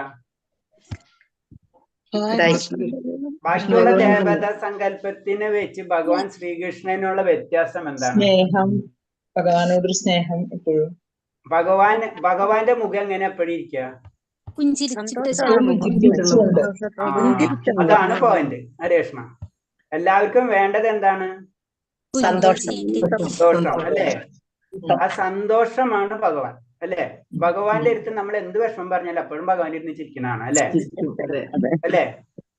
ജീവിതം തന്നെ ഭഗവാൻ നമുക്ക് കാണിച്ചു തന്നാണ്. ഗീതയിൽ കൂടെ മറ്റുള്ള മഹാഭാരതത്തിലൊക്കെ കാണിച്ചു തന്നെന്താണ് എന്തെല്ലാം പ്രശ്നങ്ങളിൽ കൂടിയാണ് ഭഗവാൻ കടന്നു പോയിട്ടുള്ളത്. എപ്പോഴും ഭഗവാൻ എന്നിട്ടും പുഞ്ചിരിക്കുകയാണ്. അതിനൊരു അതിൽ തന്നെ ഒരു കഥ തന്നെ പറയുന്നുണ്ട്. ആ കഥയിൽ പറയണെന്ന് വെച്ച് കഴിഞ്ഞാല് ജരാസന്ധനാണെന്നുകൊണ്ട് ഭഗവാനായിട്ട് യുദ്ധം ചെയ്തുകൊണ്ടിരിക്കുന്ന സമയത്ത് പറയുന്നു. അതായത് ജരാസന്ധന്റെ നെടുകൂട്ടുകാരൻ പറയുന്നുണ്ട്, ജരാസന്ധൻ പറഞ്ഞു കൊടുക്കുന്നുണ്ട് കൃഷ്ണനെ ആയിട്ട് യുദ്ധം ചെയ്യണമെന്ന്. അപ്പൊ ആ കൂട്ടുകാരൻ അറിയില്ല ആരായിട്ടാണ് യുദ്ധം ചെയ്യേണ്ടതെന്ന്. അപ്പൊ ജരാസന്ധൻ പറയുന്നുണ്ട്, ആ യുദ്ധക്കളത്തില് ഏറ്റവും അധികം പുഞ്ചിരിക്കുന്ന വ്യക്തി അതാണ് കൃഷ്ണൻ. മനസ്സിലായ? അതാണ് ഭഗവാൻ. ഭഗവാൻ എന്ന് പറയുമ്പോൾ ആ സന്തോഷം, ആനന്ദം, സച്ചിദാനന്ദ എന്നാണ് പറയുന്നത്. എപ്പോഴും ഏത് സമയത്തും ആനന്ദം, അത് തന്നെയാണ് നമ്മൾ ആഗ്രഹിക്കുന്നത്. മനസ്സിലായി? നമുക്ക് കിട്ടാത്തതും അത് തന്നെയാണ്. നമുക്ക് ഇവിടെ കിട്ടില്ല. അത് നമ്മൾ എത്ര അന്വേഷിച്ചാലും കിട്ടില്ല. അപ്പൊ ഞാൻ അങ്ങോട്ട് ചോദ്യം ചോദിക്കുകയാണ്. നമ്മളിപ്പോ സന്തോഷം കിട്ടണില്ല, ഇവിടെ ദുഃഖാലയാണെന്നൊക്കെ പറഞ്ഞ് ഞാൻ അങ്ങോട്ട് വീണ്ടും ഒരു ക്വസ്റ്റ്യൻ ചോദിക്കുകയാണ്. നമുക്ക് നല്ല വിശപ്പുള്ളപ്പാ നല്ല രീതിയിലുള്ള പ്രസാദം ഒരാൾ കൊണ്ടു തന്നാലും നമ്മ കഴിച്ചെന്ന് വെച്ച് കഴിഞ്ഞാൽ നമുക്കപ്പൊ സന്തോഷം കിട്ടോ ഇല്ലേ? നമ്മളെ ദുഃഖാലയം എന്നൊക്കെ പറഞ്ഞ എങ്ങനെയാണ് ശരിയാവാ? അത് നിമിഷ നേരത്തേക്കുള്ള സന്തോഷമാണ് പ്രഭു. അതാണ് കാര്യം. അപ്പൊ അവിടെ നിമിഷം എന്നുള്ളൊരു വേട് വന്നല്ലേ? സുഖമല്ല, അത് ആനന്ദമല്ല, പരമാനന്ദമല്ല, അത് ചഞ്ചലമാണ്. ഒരു സെക്കൻഡ് നേരത്തേക്ക് ഒരു സുഖം പോലെ നമുക്ക് തോന്നുന്നത് മാത്രമേ ഉള്ളൂ. ശാശ്വതമല്ല. സച്ചിദാനന്ദ വിഗ്രഹമാണ്. എപ്പോഴും ശാശ്വതമായിട്ടുള്ള ആനന്ദമാണ് നമുക്ക് വേണ്ടത്. അതിനുള്ള കാരണം എന്താണ്? അതിനും ഒരു കാരണമുണ്ട്. കാരണം നമ്മ ഭഗവാന്റെ അംശങ്ങളാണ് അല്ലെ? അതിലെ ഈശാവാസ്യവിനേഷത്തിലെ ഫസ്റ്റ് മന്ത്രത്തിൽ വരുന്നത് നമ്മള് പൂർണ്ണമതം പൂർണ്ണമിത എന്ന് പറഞ്ഞത് പൂർണ്ണത്തിൽ നിന്ന് വന്നിട്ടുള്ള, ഭഗവാനിൽ നിന്ന് വന്നിട്ടുള്ള അംശങ്ങളാണ് നമ്മള്. അപ്പോഴും നമ്മളെ പൂർണ്ണത്തിന്റെ എല്ലാ സ്വഭാവങ്ങളും നമുക്ക് ഉണ്ടാവും. നമുക്ക് അതിനുവേണ്ടി നമ്മൾ വീണ്ടും കണക്ട് ചെയ്യാൻ ആഗ്രഹിക്കുകയാണ് ചെയ്യുന്നത്. അത് കാരണം കൊണ്ടാണ് നമുക്ക് ഈ ആനന്ദം നമ്മൾ അന്വേഷിച്ചു കൊണ്ടിരിക്കുകയാണ്. പലരും പല രീതിയിൽ അന്വേഷിച്ചു പോകുന്നത് മാത്രമേ ഉള്ളൂ. ഭഗവാനിൽ മാത്രമാണ് അതാണ് ഭഗവാന് മുകുന്ദൻ എന്ന് പറയുന്നത് അല്ലെ? മുകുന്ദൻ എന്ന് പറഞ്ഞാൽ മുക്തിദാതാവ്. പിന്നെ ഏതൊരു ദേവത സങ്കല്പത്തിനും നമുക്ക് കിട്ടില്ല. അവര് പലരും നമുക്ക് തരും. പക്ഷെ എന്താണ്? ആ പരമമായ ആനന്ദം അവരൊക്കെയൊന്നും നമുക്ക് കിട്ടില്ല. പരമമായിട്ടുള്ള ആനന്ദം അത് ഭഗവാനിൽ നിന്ന് തന്നെ കിട്ടുള്ളൂ. അതിലേക്കുള്ള വഴികളാണ് ഇപ്പൊ നമ്മൾ അത് പറഞ്ഞു. ഞാൻ ജസ്റ്റ് ജനറൽ ആയിട്ടുള്ള കുറച്ച് കാര്യങ്ങൾ പറയാം, എന്നിട്ട് നമുക്ക് ക്ലാസ്സിലേക്ക് കടക്കാം. നമ്മൾ എന്തായാലും കുറച്ചും കൂടെ മനസ്സിലാക്കാൻ ശ്രമിക്കുകയല്ലേ. അപ്പൊ ഞാൻ ജനറൽ ആയിട്ട് വേറൊരു ബുക്കിലത്തെ റെഫറൻസ് ആണ്, എന്നാലും ഒന്ന് പറഞ്ഞു തരാം. അതായത് നമ്മൾ ഭാരതീയ വിജ്ഞാന സ്രോതസ്സുകൾ എന്ന് പറയുമ്പോൾ, ഭാരതീയ വിജ്ഞാനം എന്ന് പറയും, ഇതിൽ വരുന്നതാണല്ലോ ഭഗവത്ഗീത ആയാലും പുരാണങ്ങളല്ലാതെ അതിന് ജനറൽ ആയിട്ട് ഒരു കാര്യങ്ങൾ പറഞ്ഞത്. നമ്മളെ ഭാരതീയ വിജ്ഞാനം എന്ന് പറഞ്ഞത് 4 കാര്യങ്ങളാണ് അതിൽ ബേസിക് ആയിട്ട് വരുന്നത്. ഒന്ന് ആധ്യാത്മികം, ഒന്ന് ഭൗതികതം, ഒന്ന് ശാസ്ത്രീയതം, ഒന്ന് ശാശ്വതമായിട്ടുള്ള സത്യങ്ങൾ. ഈ 4 കാര്യങ്ങളാണ് നമ്മളെ ആത്മീയവും അല്ലെങ്കിൽ ഭാരതീയ വിജ്ഞാന സ്രോതസ്സുകൾ എന്ന് പറയുന്നത് 4 കാര്യങ്ങൾ ഉൾപ്പെട്ടിട്ടുള്ളതാണ്. അതിൽ നമുക്ക് ഏറ്റവും ഇമ്പോർട്ടന്റ് ആയിട്ടുള്ള നമ്മളെ ഇതിനനുസരിച്ച് ഏറ്റവും ഇമ്പോർട്ടൻസ് ആയിട്ടുള്ള ഗ്രന്ഥങ്ങൾ ഏതെന്ന് പറഞ്ഞ് നമുക്കറിയാം വേദങ്ങൾ എന്നറിയാം അല്ലെ. വേദത്തിൽ തന്നെ നമുക്കറിയാം 4 തിരിച്ചിട്ടുണ്ട്. 4 വേദങ്ങളാണെന്ന് അറിയാം. ഋഗ്വേദം, യജുർവേദം, സാമവേദം, അഥർവേദം. ഈ 4 വേദങ്ങൾ ഉണ്ടെന്ന് നമുക്കറിയാം. ഈ 4 വേദത്തിൽ തന്നെ വീണ്ടും അതിനെ ഈ ഋഗ്വേദത്തിൽ തന്നെ പറയുന്നതാണ് ഒന്നാമതായി ഒന്ന് മ്യൂട്ട് ചെയ്തോളൂ. ഋഗ്വേദത്തിൽ തന്നെ പറഞ്ഞാണ് 25 ശാഖകൾ ഋഗ്വേദത്തിലുണ്ട്. യജുർവേദത്തിൽ 108 ശാഖകളുണ്ട്. സാമവേദത്തിൽ 1000 ശാഖകളുണ്ട്. അഥർവേദത്തിൽ 50 ശാഖകളുണ്ട് എന്നാ പറയുന്നത്. അത്രയും നമ്മൾ ശ്രദ്ധിക്കുക. നമ്മളിതൊന്നും അറിയില്ല. നമ്മൾ എപ്പോഴെങ്കിലും എന്തെങ്കിലുമൊക്കെ പഠിച്ച സമയത്ത് വേദം എന്ന് മാത്രം നമുക്ക് അറിയുള്ളൂ. ഇതിന്റെ എത്രയും നമ്മളെ ഭാരതീയ സംസ്കാരം എത്ര ഉണ്ടായിരുന്നു നമുക്ക് ചിന്തിക്കണേന് അപ്പുറത്തായിരുന്നു. അത് ആത്മീയമായിട്ടുള്ള കാര്യങ്ങളുണ്ടായിരുന്നു, ഭൗതികമായിട്ടുള്ള കാര്യങ്ങളുണ്ട്, ശാസ്ത്രീയമായിട്ടുള്ള കാര്യങ്ങളുണ്ടായിരുന്നു. അതേപോലെ ശാശ്വത സത്യങ്ങളെ പറ്റിയിട്ടുള്ള കാര്യങ്ങൾ അതിൽ ഡീറ്റെയിൽ ആയിട്ട് പറഞ്ഞു തരുന്നുണ്ട്. അതിന് അർത്ഥ, ധർമ്മ, കാമ, മോക്ഷ എന്നുള്ള സങ്കല്പം തന്നെ നമ്മളിൽ വരുന്നത്.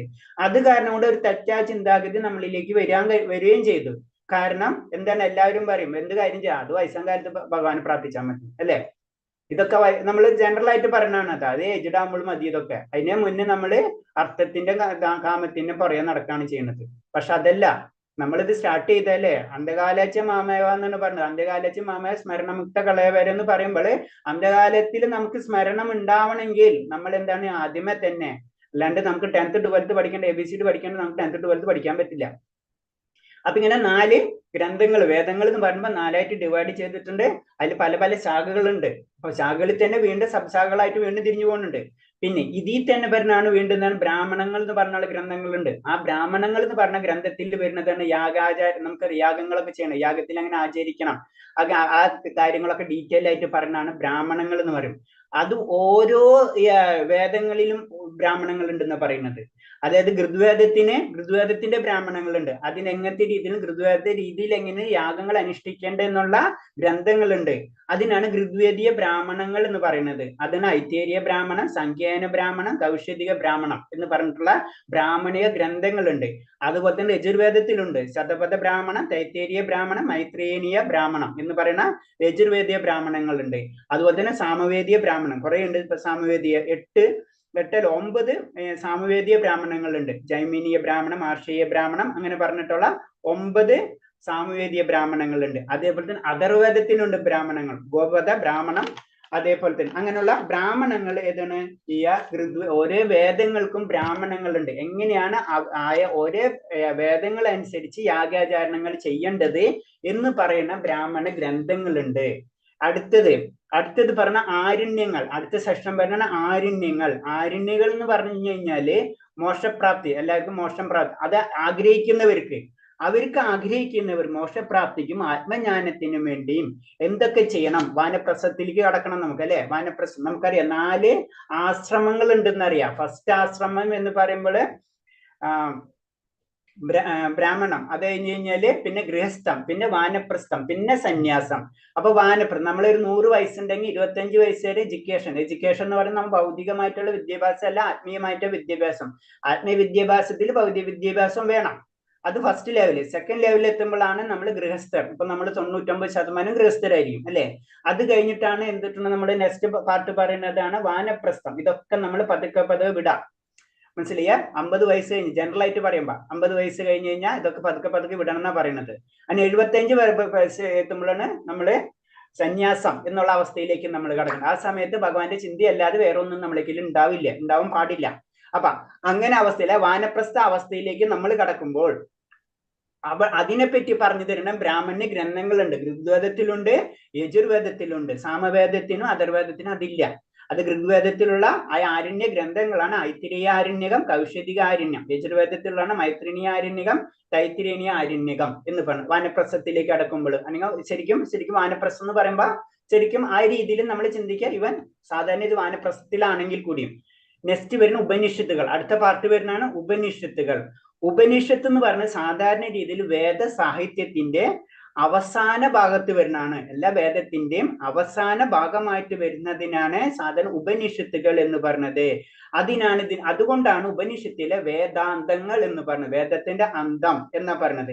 അതേപോലെ തന്നെ ഉപനിഷത്തുകൾ ഏകദേശം നമുക്കറിയാം 108 ഉപനിഷത്തുകളാണ് ഉള്ളത്.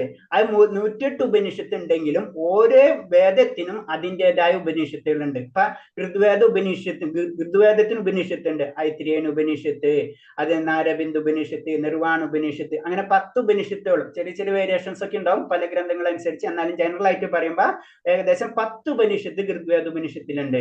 പിന്നെ പറഞ്ഞാണ് യജുർവേദത്തിൽ തന്നെ ശരിക്കും യജുർവേദത്തിൽ തന്നെ 2ആയി തിരിച്ചിട്ടുണ്ട്. അതിനാണ് ശുക്ല യജുർവേദം, അതുപോലെ കൃഷ്ണ യജുർവേദം. നമ്മൾ യജുർവേദം എന്ന് പറഞ്ഞാൽ വേദങ്ങളിലെ 2 ഗ്രന്ഥങ്ങളാണ് പറയുന്നത്, ഒരു ഗ്രന്ഥമാണ് പറയുന്നതെങ്കിലും ശരിക്കും 2ആയിട്ട് തിരിച്ചിട്ടുണ്ട്. ശുക്ല യജുർവേദം, കൃഷ്ണ യജുർവേദം എന്ന് പറയുന്നത്. അത് ശുക്ല യജുർവേദത്തിൽ വരുന്ന വീണ്ടും 108 ഉപനിഷത്തിലുള്ള പല ഉപനിഷത്തുകളും വരുന്നുണ്ട്. ഏകദേശം 18 ഉപനിഷത്തുകൾ ശുക്ല യജുർവേദ ഉപനിഷത്തിൽ വരുന്നുണ്ട്. അപ്പൊ 18 ഉപനിഷത്തില് മെയിൻ ആയിട്ട് ഒരു ഉപനിഷത്താണ് ഈശാവാസ്യ ഉപനിഷത്ത്. ഈശാവാസ്യ ഉപനിഷത്ത് നമ്മൾ അടുത്ത ലെവലിൽ നമ്മൾ പഠിക്കും. ഈശാവാസ്യ ഉപനിഷത്ത് അതിലിപ്പോ ആ മന്ത്രമാണ് ഞാൻ പറഞ്ഞത്. ഓ പൂർണ്ണമതം പൂർണ്ണമിതം പൂർണ്ണാത് പൂർണ്ണമുദച്ഛതേ പൂർണ്ണസ്യ പൂർണ്ണമാദായ പൂർണ്ണമേവ അവശിഷ്ടം. ആ ഒരൊറ്റ ശ്ലോകം മതി നമുക്ക് എന്താണ് ആത്മീയത, എന്താണ് തത്വം, ശാസ്ത്ര തത്വ, ആത്മീയ ശാസ്ത്രങ്ങളൊക്കെ മനസ്സിലാവും. ഒരൊറ്റ ആ ശ്ലോകത്തിൽ ആ മന്ത്രം എന്നാ പറയിച്ചിരിക്കണം. ആ മന്ത്രത്തിൽ നമുക്കത് മനസ്സിലാക്കാൻ പറ്റും. എല്ലാതും ഒന്നിൽ നിന്നാണ് വരുന്നുള്ള ചിന്താഗതിയാണ് അതിൽ നിന്ന്. അപ്പൊ ഒന്ന് എവിടെ? അത് ഭഗവാനാണ്. ആ ഒരു സങ്കല്പത്തിലേക്കാണ് പോണത്. അത് ഈശവാസു ഈ ശുക്ല യജുർവേദത്തിൽ നിന്നാണ്. അത് ശരിക്കും എല്ലാ വേദത്തിലും ശരിക്കും വേദം കഴിഞ്ഞിട്ട് ഒരു പാർട്ടായിട്ടാണ് ഉപനിഷത്ത് വരുന്നത്. പക്ഷെ ഈശവാസു ഉപനിഷത്ത് മാത്രം വേദത്തിന്റെ പാർട്ടായിട്ടാണ്, അതിന്റെ ഉള്ളിൽ തന്നെയാണ് ഈശവാസു ഉപനിഷത്ത് വരുന്നത്. അത്ര ഇമ്പോർട്ടന്റ് ആണ് ഈശവാസു. 10 ഉപനിഷത്ത്, നമ്മൾ 108 ഉപനിഷത്തിന് ഏറ്റവും ഇമ്പോർട്ടന്റ് ഉപനിഷത്ത് എടുത്തു കഴിഞ്ഞാൽ അത് ഈശവാസു ഉപനിഷത്തായിട്ടാണ്. അത്രയും ഇമ്പോർട്ടന്റ് ആണ്. അതിന് അടുത്ത ലെവല് നമ്മൾ പഠിക്കുക. 18 ശ്ലോകങ്ങളാണ്, മന്ത്രങ്ങളാണ് അതിലുള്ളത്. പിന്നെ ഇതേപോലെ തന്നെ ഞാൻ പറഞ്ഞു ശുക്ല യജുർവേദ ഉപനിഷത്ത്, പിന്നെ കൃഷ്ണ യജുർവേദ ഉപനിഷത്ത്. അതിൽ ഇതേപോലെ തന്നെ 32 ഉപനിഷത്തുകളെ പറ്റി പറയുന്നുണ്ട്. പിന്നെ സാമവേദത്തിൽ വരുന്ന ഉപനിഷത്തുകളുണ്ട്. കേന ഉപനിഷത്ത്, ചന്ദ്ര ഉപനിഷത്ത്, അരുണ ഉപനിഷത്ത്, അങ്ങനെ 16 ഉപനിഷത്തുകൾ അതിൽ വരുന്നുണ്ട്. പിന്നെ അഥർവേദി ഉപനിഷത്തുകൾ വരുന്നുണ്ട്. അത് ഇതുപോലെ തന്നെ ഒരു 32 ഉപനിഷത്തുകൾ അഥർവേദത്തിനോട് ബന്ധപ്പെട്ടിട്ടുള്ള ഉപനിഷത്തുകൾ ഉണ്ടെന്നാ പറയുന്നത്. ഉപനിഷത്തിൽ ഇതിൽ പേരിൽ പ്രശ്നോപനിഷത്ത്, മുണ്ടകോപനിഷത്ത് അങ്ങനെ വരുന്നുണ്ട്. ഇപ്പൊ നമ്മള് ഹരേർനാമ കേവല നാസ്തൈവ ഗതരന്യത എന്ന് പറഞ്ഞ ഒരു ശ്ലോകം ഉണ്ട് നമുക്ക്. ആ ശ്ലോകം കലിസന്ധര ഉപനിഷത്ത്. അപ്പൊ അതിന് ഓരോ ഉപനിഷത്തുകളും കോട്ട് ചെയ്തിട്ടാണ് നമ്മള് എല്ലാ ഗ്രന്ഥങ്ങളും പഠിക്കുന്നത്. ഏതൊരു വേർഡ് പറയുന്നുണ്ടെങ്കിലും പ്രത്യേകിച്ച് ആചാര്യന്മാർ അങ്ങനെയാണ്. അവര് എന്തൊരു കാര്യം പറയുന്നുണ്ടെങ്കിലും അതിനൊരു റെഫറൻസ് ഉണ്ടാവും. ഇന്ന ഗ്രന്ഥത്തിന്, ഇന്ന ഉപനിഷത്തിൽ നിന്ന് അല്ലെങ്കിൽ ഇന്ന പുരാണങ്ങളിൽ നിന്നാണ് ഇത് പറഞ്ഞിട്ടുള്ളത് എന്നാണ് പറയുന്നത്. അപ്പൊ ഇത്രയും ഗ്രന്ഥങ്ങൾ നമുക്കുണ്ടെന്ന് മനസ്സിലാക്കാം. അതേപോലെ തന്നെ അടുത്ത് വരുന്ന സെക്ഷനാണ് വേദാംഗങ്ങൾ. വേദത്തിന്റെ അംഗങ്ങൾ 6 അംഗങ്ങൾ, വേദത്തിന്റെ 6 അംഗങ്ങൾ ഉണ്ടെന്നുള്ള രീതിയിലാണ് അത് തിരിക്കുന്നത്. അതിൽ തന്നെ വരുന്നതാണ് ഒന്നാമത്തെ 6 പറയുന്നുണ്ട്. ശിക്ഷ, നിരുക്തം, വ്യാകരണം, ഛന്ദശാസ്ത്രം, കൽപ്പശാസ്ത്രം. പിന്നെ ഈ കൽപ്പശാസ്ത്രത്തിൽ തന്നെ വീണ്ടും 6ആയിട്ട് തിരിച്ചിട്ടുണ്ട്. സൗദ്രസൂത്രം, ധർമ്മസൂത്രം, പൃഥ്വിമേധസൂത്രം, സുൽപ്പസൂത്രം, ഗൃഹസ്ഥസൂത്രം, പ്രാശ്ചിത്തം. പിന്നെ വരുന്ന 6ാമത്തെ സെക്ഷനാണ് ജ്യോതിഷം. നമ്മൾ കേട്ടിട്ടുള്ളതാണ് ജ്യോതിഷം. അതിൽ ഗണിതമുണ്ട്, കാലഗണിതം ഉണ്ട്, ഗോളം, ജാതകം, മുഹൂർത്തം, പ്രശ്നം, നിമിത്തം, എങ്ങനെ വരുന്നത്. ഇത് വേദാംഗങ്ങൾ 6 സെക്ഷൻ. ഇതിനൊക്കെ അപ്പൊ നമ്മളെ മനസ്സിലാക്കേണ്ടതെന്ന് പറഞ്ഞാൽ ഭാരതീയ വിജ്ഞാനത്തിന്റെ ശാസ്ത്രങ്ങളെ പറ്റി എത്ര വലുപ്പാണെന്ന് നമുക്ക് അറിയാൻ വേണ്ടിയാണ് ഇതൊക്കെ നമ്മൾ പറഞ്ഞത്. ഇത്രയും വലുപ്പാണ് നമുക്ക് അതിൽ അറിയാമോ. സാധാരണ രീതി ഇത്രയും പറഞ്ഞ് നമുക്ക് കുറച്ച് അറിയാൻ പറ്റുന്ന കുറച്ച് ജ്യോതിഷമായിരിക്കും അല്ലെ. നമ്മള് അത്രേ ഉള്ളൂ നമ്മുടെ അറിവ്. പിന്നെ ഇതിൽ പറഞ്ഞ പിന്നെ പിതൃമേധ സൂത്രം, മരണത്തെ സമയത്തുള്ള കാര്യങ്ങളും ചടങ്ങുകളും കുറച്ചൊക്കെ കണ്ടിട്ടുണ്ടാവും നമ്മൾ. അത് പിന്നെ പറഞ്ഞത് ഗൃഹസൂത്രം നമ്മൾ പേരിടൽ ചടങ്ങ് അങ്ങനത്തെ കാര്യങ്ങളൊക്കെ ചെയ്യും. ഇത്ര അറിവുള്ളൂ. പക്ഷെ ഇത്രേ ഗ്രന്ഥങ്ങളും ഇതിനെപ്പെട്ടുള്ള കാര്യങ്ങൾ ഉണ്ടെന്ന് നമ്മൾ അറിയണം. അതേപോലെ തന്നെ വേദങ്ങൾ നമ്മൾ പറഞ്ഞു. വേദത്തിന്റെ തന്നെ ഉപവേദങ്ങൾ ഉണ്ടെന്നാ പറയുന്നത്. അതിൽ വരുന്നത് ഉപവേദങ്ങൾ. അതില് അർത്ഥശാസ്ത്രം, ധനുർവേദം, ഗാന്ധർവവേദം, ആയുർവേദം, തച്ചുശാസ്ത്രം, ഇങ്ങനെ ഉപവേദങ്ങളുണ്ട്. വേദത്തിന്റെ തന്നെ ഉപവേദങ്ങൾ ഉണ്ടെന്ന് പറയുന്നത്. അത്ര ഉപവേദം. പിന്നെ ഇതേപോലെ അത് കഴിഞ്ഞിട്ടോ 18 പുരാണങ്ങൾ, മഹാപുരാണങ്ങൾ 18 ഉണ്ട്. വിഷ്ണു പുരാണം, നമുക്ക് പലപ്പോഴും പുരാണങ്ങളെ പറ്റി വീണ്ടും നമുക്ക് കേട്ടിട്ടുണ്ടാവും. വിഷ്ണു പുരാണം, ഗരുഡ പുരാണം, ഭവിഷ്യ പുരാണം, അഗ്നിപുരാണം, മഹാഭാഗവത പുരാണം. ഭാഗവത പുരാണത്തിന് പറയുന്നത് മഹാഭാഗവത പുരാണം, അതാണ് ഏറ്റവും ഇമ്പോർട്ടന്റ്. അതാണ് നമ്മൾ പറഞ്ഞത് ക്ലാസ്. നിങ്ങള് ഭാഗവതം കൂടെ ഒന്ന് ക്ലാസ്സുകൾ അറ്റൻഡ് ചെയ്യണമെന്ന് പറഞ്ഞത് തന്നെ. മഹാഭാഗവത പുരാണം, പിന്നെ ശിവപുരാണം, മാർക്കണ്ഡേയ പുരാണം, ബ്രഹ്മവൈവർത്ത പുരാണം, കൂർമ്മപുരാണം, വാമന പുരാണം, ബ്രഹ്മാണ്ഡ പുരാണം, വായുപുരാണം, ശിവപുരാണം, ലിംഗപുരാണം, മത്സ്യപുരാണം, വരാഹപുരാണം, സ്കന്ദപുരാണം, പത്മപുരാണം, നാരദീയ പുരാണം. അങ്ങനെ 18 പുരാണങ്ങൾ നമുക്കുണ്ട്. അതിൽ ഏറ്റവും കൂടുതൽ ശ്രദ്ധിച്ചാൽ അറിയാം ഭഗവാനോട് ബന്ധപ്പെട്ടിട്ടുള്ള പുരാണങ്ങളാണ് ഇതിൽ മിക്കതും. പിന്നെ ഉപപുരാണങ്ങളുണ്ട്. പുരാണത്തിന്റെ മുകളിൽ ഉപപുരാണങ്ങൾ അത്ര ഇമ്പോർട്ടൻസ് കുറച്ച് കുറഞ്ഞിട്ടുള്ള. അതിൽ വരുന്ന സാംബപുരാണം, കാലിക, അതും 18 ഉണ്ട്. കാലിക പുരാണം, ഹരിവംശ പുരാണം, കൽക്കി പുരാണം, ആദി പുരാണം, ബ്രഹ്മപുരാണം, നരസിംഹ പുരാണം, സൂര്യപുരാണം, പുരുഷോത്തം പുരാണം, ദേവി ഭാഗവത പുരാണം. നമ്മൾ ഭാഗവതം, ദേവി ഭാഗവതമൊക്കെ വായിക്കില്ല, അതൊക്കെ ഉപപുരാണത്തിൽ വരുന്നതാണ്. ദേവി ഭാഗവത പുരാണം, നാരദീയ പുരാണം, വിഷ്ണു ധർമ്മോധർമ്മ പുരാണം, അങ്ങനെ പറഞ്ഞിട്ടുള്ള 18 പുരാണങ്ങളുണ്ട്. നമ്മൾ ഭക്തിരസാമൃത സിന്ധു എന്ന് പറഞ്ഞൊരു ഇതുണ്ട്, 3rd ലെവലിൽ വരുന്നുണ്ട്. അതില് ഇത്രയും പുരാണങ്ങളിലെ പല കോട്ടിങ്സ് ആചാര്യന്മാർ കോട്ട് ചെയ്യുന്നുണ്ട്. അതാണ് പുരാണത്തിന്റെ പ്രത്യേകത. പിന്നെ അത് കഴിഞ്ഞിട്ട് ദർശനങ്ങളുണ്ട്. നമ്മൾ ജസ്റ്റ് ഞാനിത് പറയണമെന്ന് വെച്ച് കഴിഞ്ഞാല് എന്താണ് ഭാരതീയ വിജ്ഞാനം, എന്താണ് ഇത്രയും, അറ്റ്ലീസ്റ്റ് നമുക്ക് ഇത്ര ഗ്രന്ഥങ്ങൾ ഉണ്ടെന്നെങ്കിലും നമുക്കറിയണം. ബാക്കി നമുക്ക് അതിന്റെ ഉള്ളിൽ തെരഞ്ഞിട്ടില്ലെങ്കിൽ എന്താണ് വേദം, എന്താണ് യജുർവേദം, എന്താണ് ആരണ്യങ്ങൾ, എന്താണ് ഉപനിഷത്തുകൾ, അതിന്റെ ഡീറ്റെയിൽ ആയിട്ട് പോയില്ലെങ്കിലും ഉപനിഷത്തുകൾ എന്ന് പറയുമ്പോൾ എന്താണ്, അത് വേദാന്തം, അതാണ് വേദം പറഞ്ഞു വരുന്നത് എന്താണ്, അതാണ് ഉപനിഷത്തിൽ കൂടെ. അതാണ് ശരിക്കും ആ തത്വജ്ഞാനം എന്ന് പറയുന്നത്. പിന്നെ വരുന്ന ദർശനങ്ങളുണ്ട്. ദർശനങ്ങൾ എന്ന് പറയുമ്പോൾ പ്രപഞ്ചത്തിന്റെയും പ്രകൃതിയെയും അവയുടെ ഘടകങ്ങളെ ശാസ്ത്രത്തിന്റെ അടിസ്ഥാനപ്പെടുത്തി രചിക്കപ്പെട്ടിട്ടുള്ളതാണ്. അതാണ് ന്യായശാസ്ത്രം, സംഖ്യദർശനം, പൂർവ്വമീമാംസ ദർശനം, വൈശേഷിക ദർശനം, യോഗ ദർശനം, ഉത്തരമീമാംസ ദർശനം, അങ്ങനെ പറഞ്ഞുള്ള ദർശനങ്ങളുണ്ട്. പിന്നെ വരുന്നതാണ് സ്മൃതികൾ വരുന്നുണ്ട്.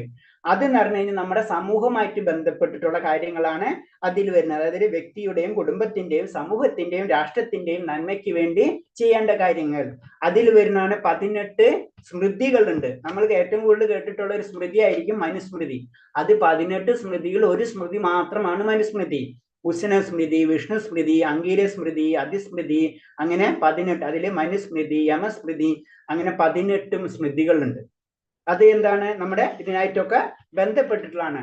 പിന്നെ ഋഗ്വേദം എന്ന് പറയുമ്പോൾ ബേസിക് ആയിട്ടുള്ള കാര്യമാണ്. ഋഗ്വേദം എന്ന് പറയുമ്പോൾ പ്രപഞ്ച ചൈതന്യത്തെയും പ്രപഞ്ച സത്യങ്ങളെയും പറ്റി പറയുന്നതാണ്. പ്രപഞ്ചത്തിന്റെ ചൈതന്യം എന്താണ്, പ്രപഞ്ച സത്യങ്ങൾ എന്താണ്, അതാണ് മെയിൻ ആയിട്ട് ഋഗ്വേദത്തിൽ വർണ്ണിച്ചിരിക്കുന്നത്.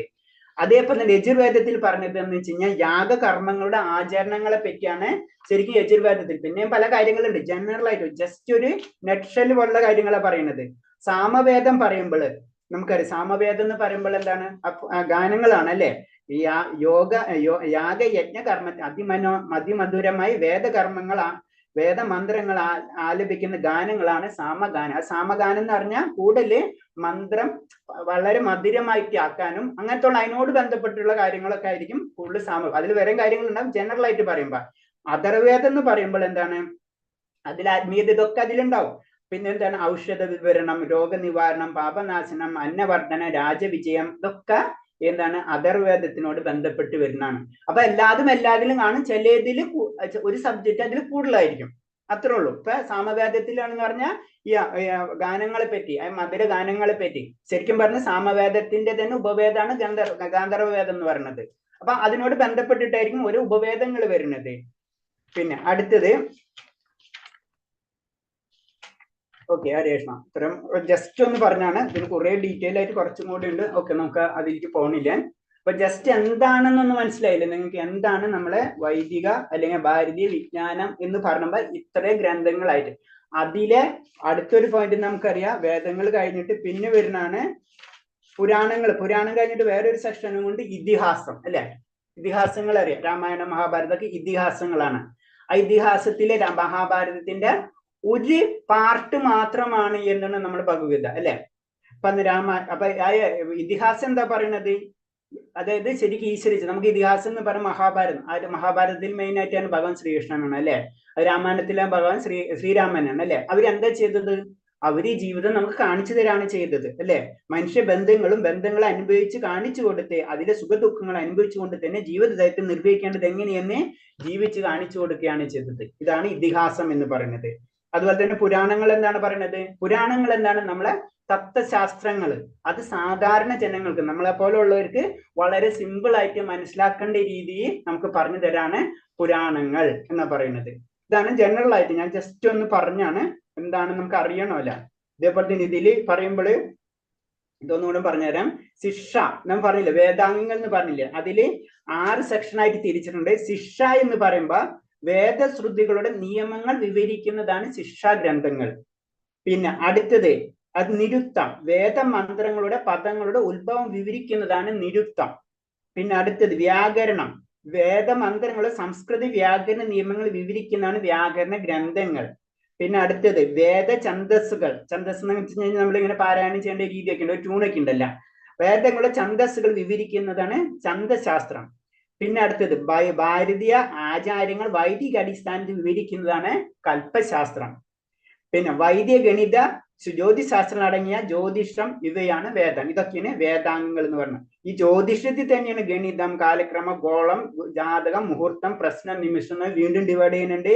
ഈ കൽപ്പശാസ്ത്രം എന്ന് പറയുമ്പോ അതിൽ തന്നെ വീണ്ടും ശബ്ദസൂത്രം, ധർമ്മസൂത്രം, പൃഥുമേധ സൂത്രം, സുൽഭസൂത്രം, ഗൃഹസൂത്രം, പ്രായശ്ചിത്തം എന്ന് പറഞ്ഞ് വീണ്ടും ഡിവൈഡ് ചെയ്ത് വരുന്നുണ്ട്.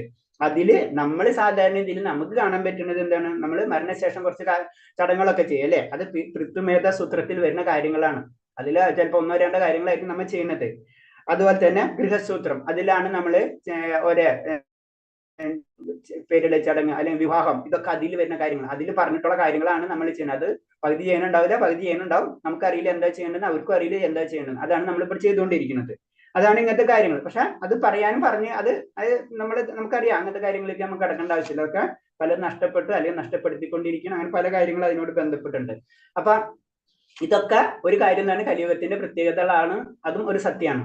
അപ്പൊ അതിനാണ് ചൈതന്യ മഹാപ്രഭു പറഞ്ഞത്, നമുക്ക് ഏറ്റവും ചെയ്യാൻ പറ്റുന്ന ഒരേ ഒരു കാര്യം എന്ന് പറഞ്ഞാൽ, ഏറ്റവും പരിശുദ്ധമായിട്ടിരിക്കുന്ന ഒരേ കാര്യം എന്ന് പറഞ്ഞാൽ ഭഗവാന്റെ നാമം മാത്രമാണ്. അപ്പൊ അതെങ്കിലും നമ്മൾ ചെയ്യാം, ബാക്കികൾ ചെയ്യണ്ടെന്നല്ല അതിന്റെ അർത്ഥം. നമ്മൾ ചെയ്യണോണ്ട് പ്രശ്നമില്ല, ഇതെന്തായാലും ചെയ്യണം. അറ്റ്ലീസ്റ്റ് ഭഗവാൻ, നമ്മൾ സിമ്പിൾ ആയിട്ട് ഏത് ക്ഷേത്രങ്ങളിൽ എവിടെ പോയാലും നമുക്കറിയാം പറയണത് എന്താണ്? ഭഗവാന്റെ നാമം ജപിക്കാനും പറയും അല്ലെ. അപ്പൊ നാമജപം അല്ലെങ്കിൽ നാമം എന്ന് പറയുന്നത് അത് അതീന്ദ്രിയ ശബ്ദമാണ്. നമുക്കാണ് തോന്നുന്നത് ഭഗവാന്റെ നാമ, രൂപ, ഗുണ, ലീലകളൊക്കെ വെവ്വേറെയാണ്. പക്ഷെ എല്ലാതും അതീന്ദ്രിയ അവസ്ഥയിൽ ചിന്തിച്ചു കഴിഞ്ഞാൽ ഇതെല്ലാതും ഒന്നാണ്. അതാണ് നമ്മൾ ആദ്യം മനസ്സിലാകുന്നത്. നമുക്ക് ക്ഷേത്രത്തിൽ പോയി കഴിഞ്ഞാൽ ഭഗവാന്റെ നാമം, ഭഗവാനൊക്കെ വേവരും. നമുക്ക് ഈവൻ എന്താണ്, ക്ഷേത്രത്തിൽ പോയി കഴിഞ്ഞാൽ ഭഗവാനെ ഒന്ന് കാണാൻ പോകണം. അവിടെ ചെല്ലുമ്പോൾ ഭഗവാനെ ആണോ നമ്മൾ കാണുന്നത്? ആ വിഗ്രഹത്തെയാണ്. നമ്മൾ വിഗ്രഹം എന്ന് തന്നെയല്ലേ ഭഗവാൻ. ഇങ്ങനത്തെ കാര്യങ്ങളാണ്. കാരണം ആ ലെവലിലേക്ക് ഉയർന്ന് നമ്മൾ വരണം. ഓക്കെ, ഹരേ കൃഷ്ണ. ശരി, അപ്പൊ ഇന്ന് പ്രഭു ഇച്ചിരി സ്പീഡ് കുറയ്ക്കണേ. ഓക്കെ, ഹരേ കൃഷ്ണ, ഹരേ കൃഷ്ണ. അതെന്റെ ഒരു ഡ്രോബാക്കാ. ഹരേ കൃഷ്ണ, ഹരേ കൃഷ്ണ. ശരി മത, താങ്ക് യു മത. അങ്ങനെ സ്പീഡ് കൂടുമ്പോ ഒന്ന് പറയണം കേട്ടോ. ഹരേ കൃഷ്ണ, ഹരേ കൃഷ്ണ, ഹരേ കൃഷ്ണ. ശരി മാതാജി ഭയങ്കര സ്ലോ, ഇതുകൊണ്ട് ഞാൻ ഭയങ്കര സ്പീഡിലാണ്. എന്റെ ഒരു ഡിഫറെന്റ് ആവും. ഹരേ കൃഷ്ണ. ശരിയാ, ഓക്കെ, താങ്ക് യു മാതാജി.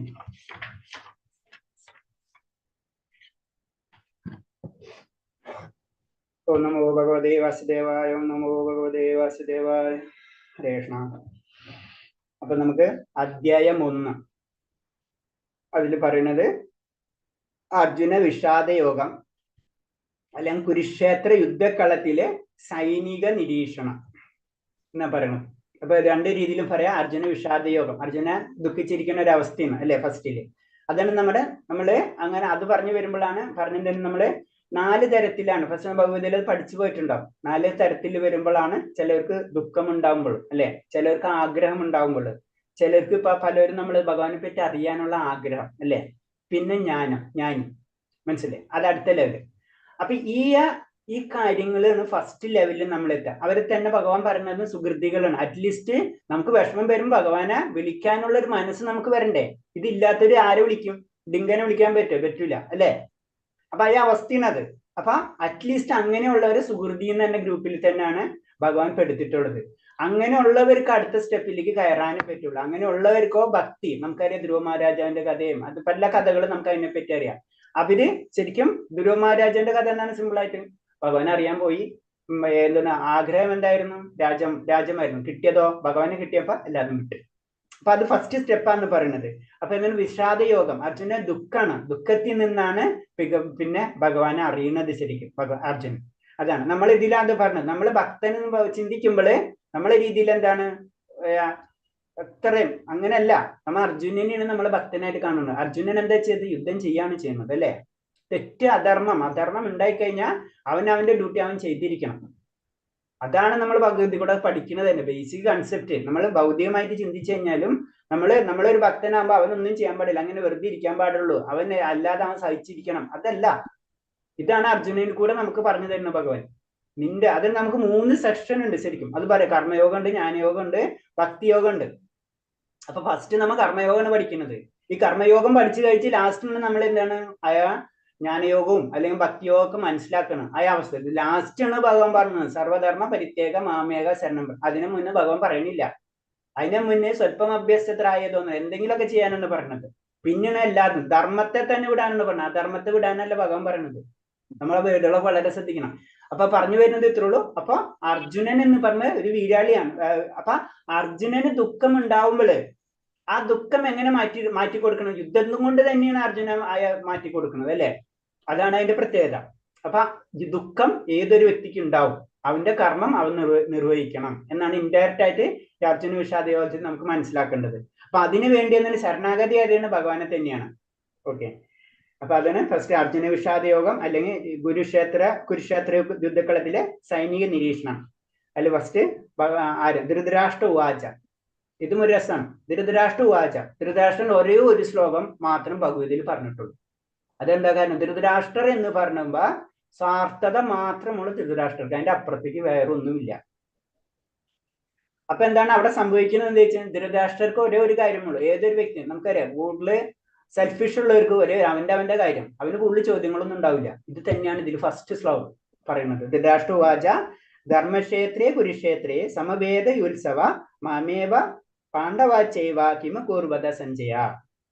ധൃതരാഷ്ട്രം പറഞ്ഞു, ഹേ സഞ്ജയ, പുണ്യസ്ഥലമായ കുരുക്ഷേത്രത്തിൽ യുദ്ധോത്സുകരായി ഒന്നിച്ചുകൂടിയ എന്റെ മക്കളും പാണ്ഡുപുത്രരും എന്ത് ചെയ്തു?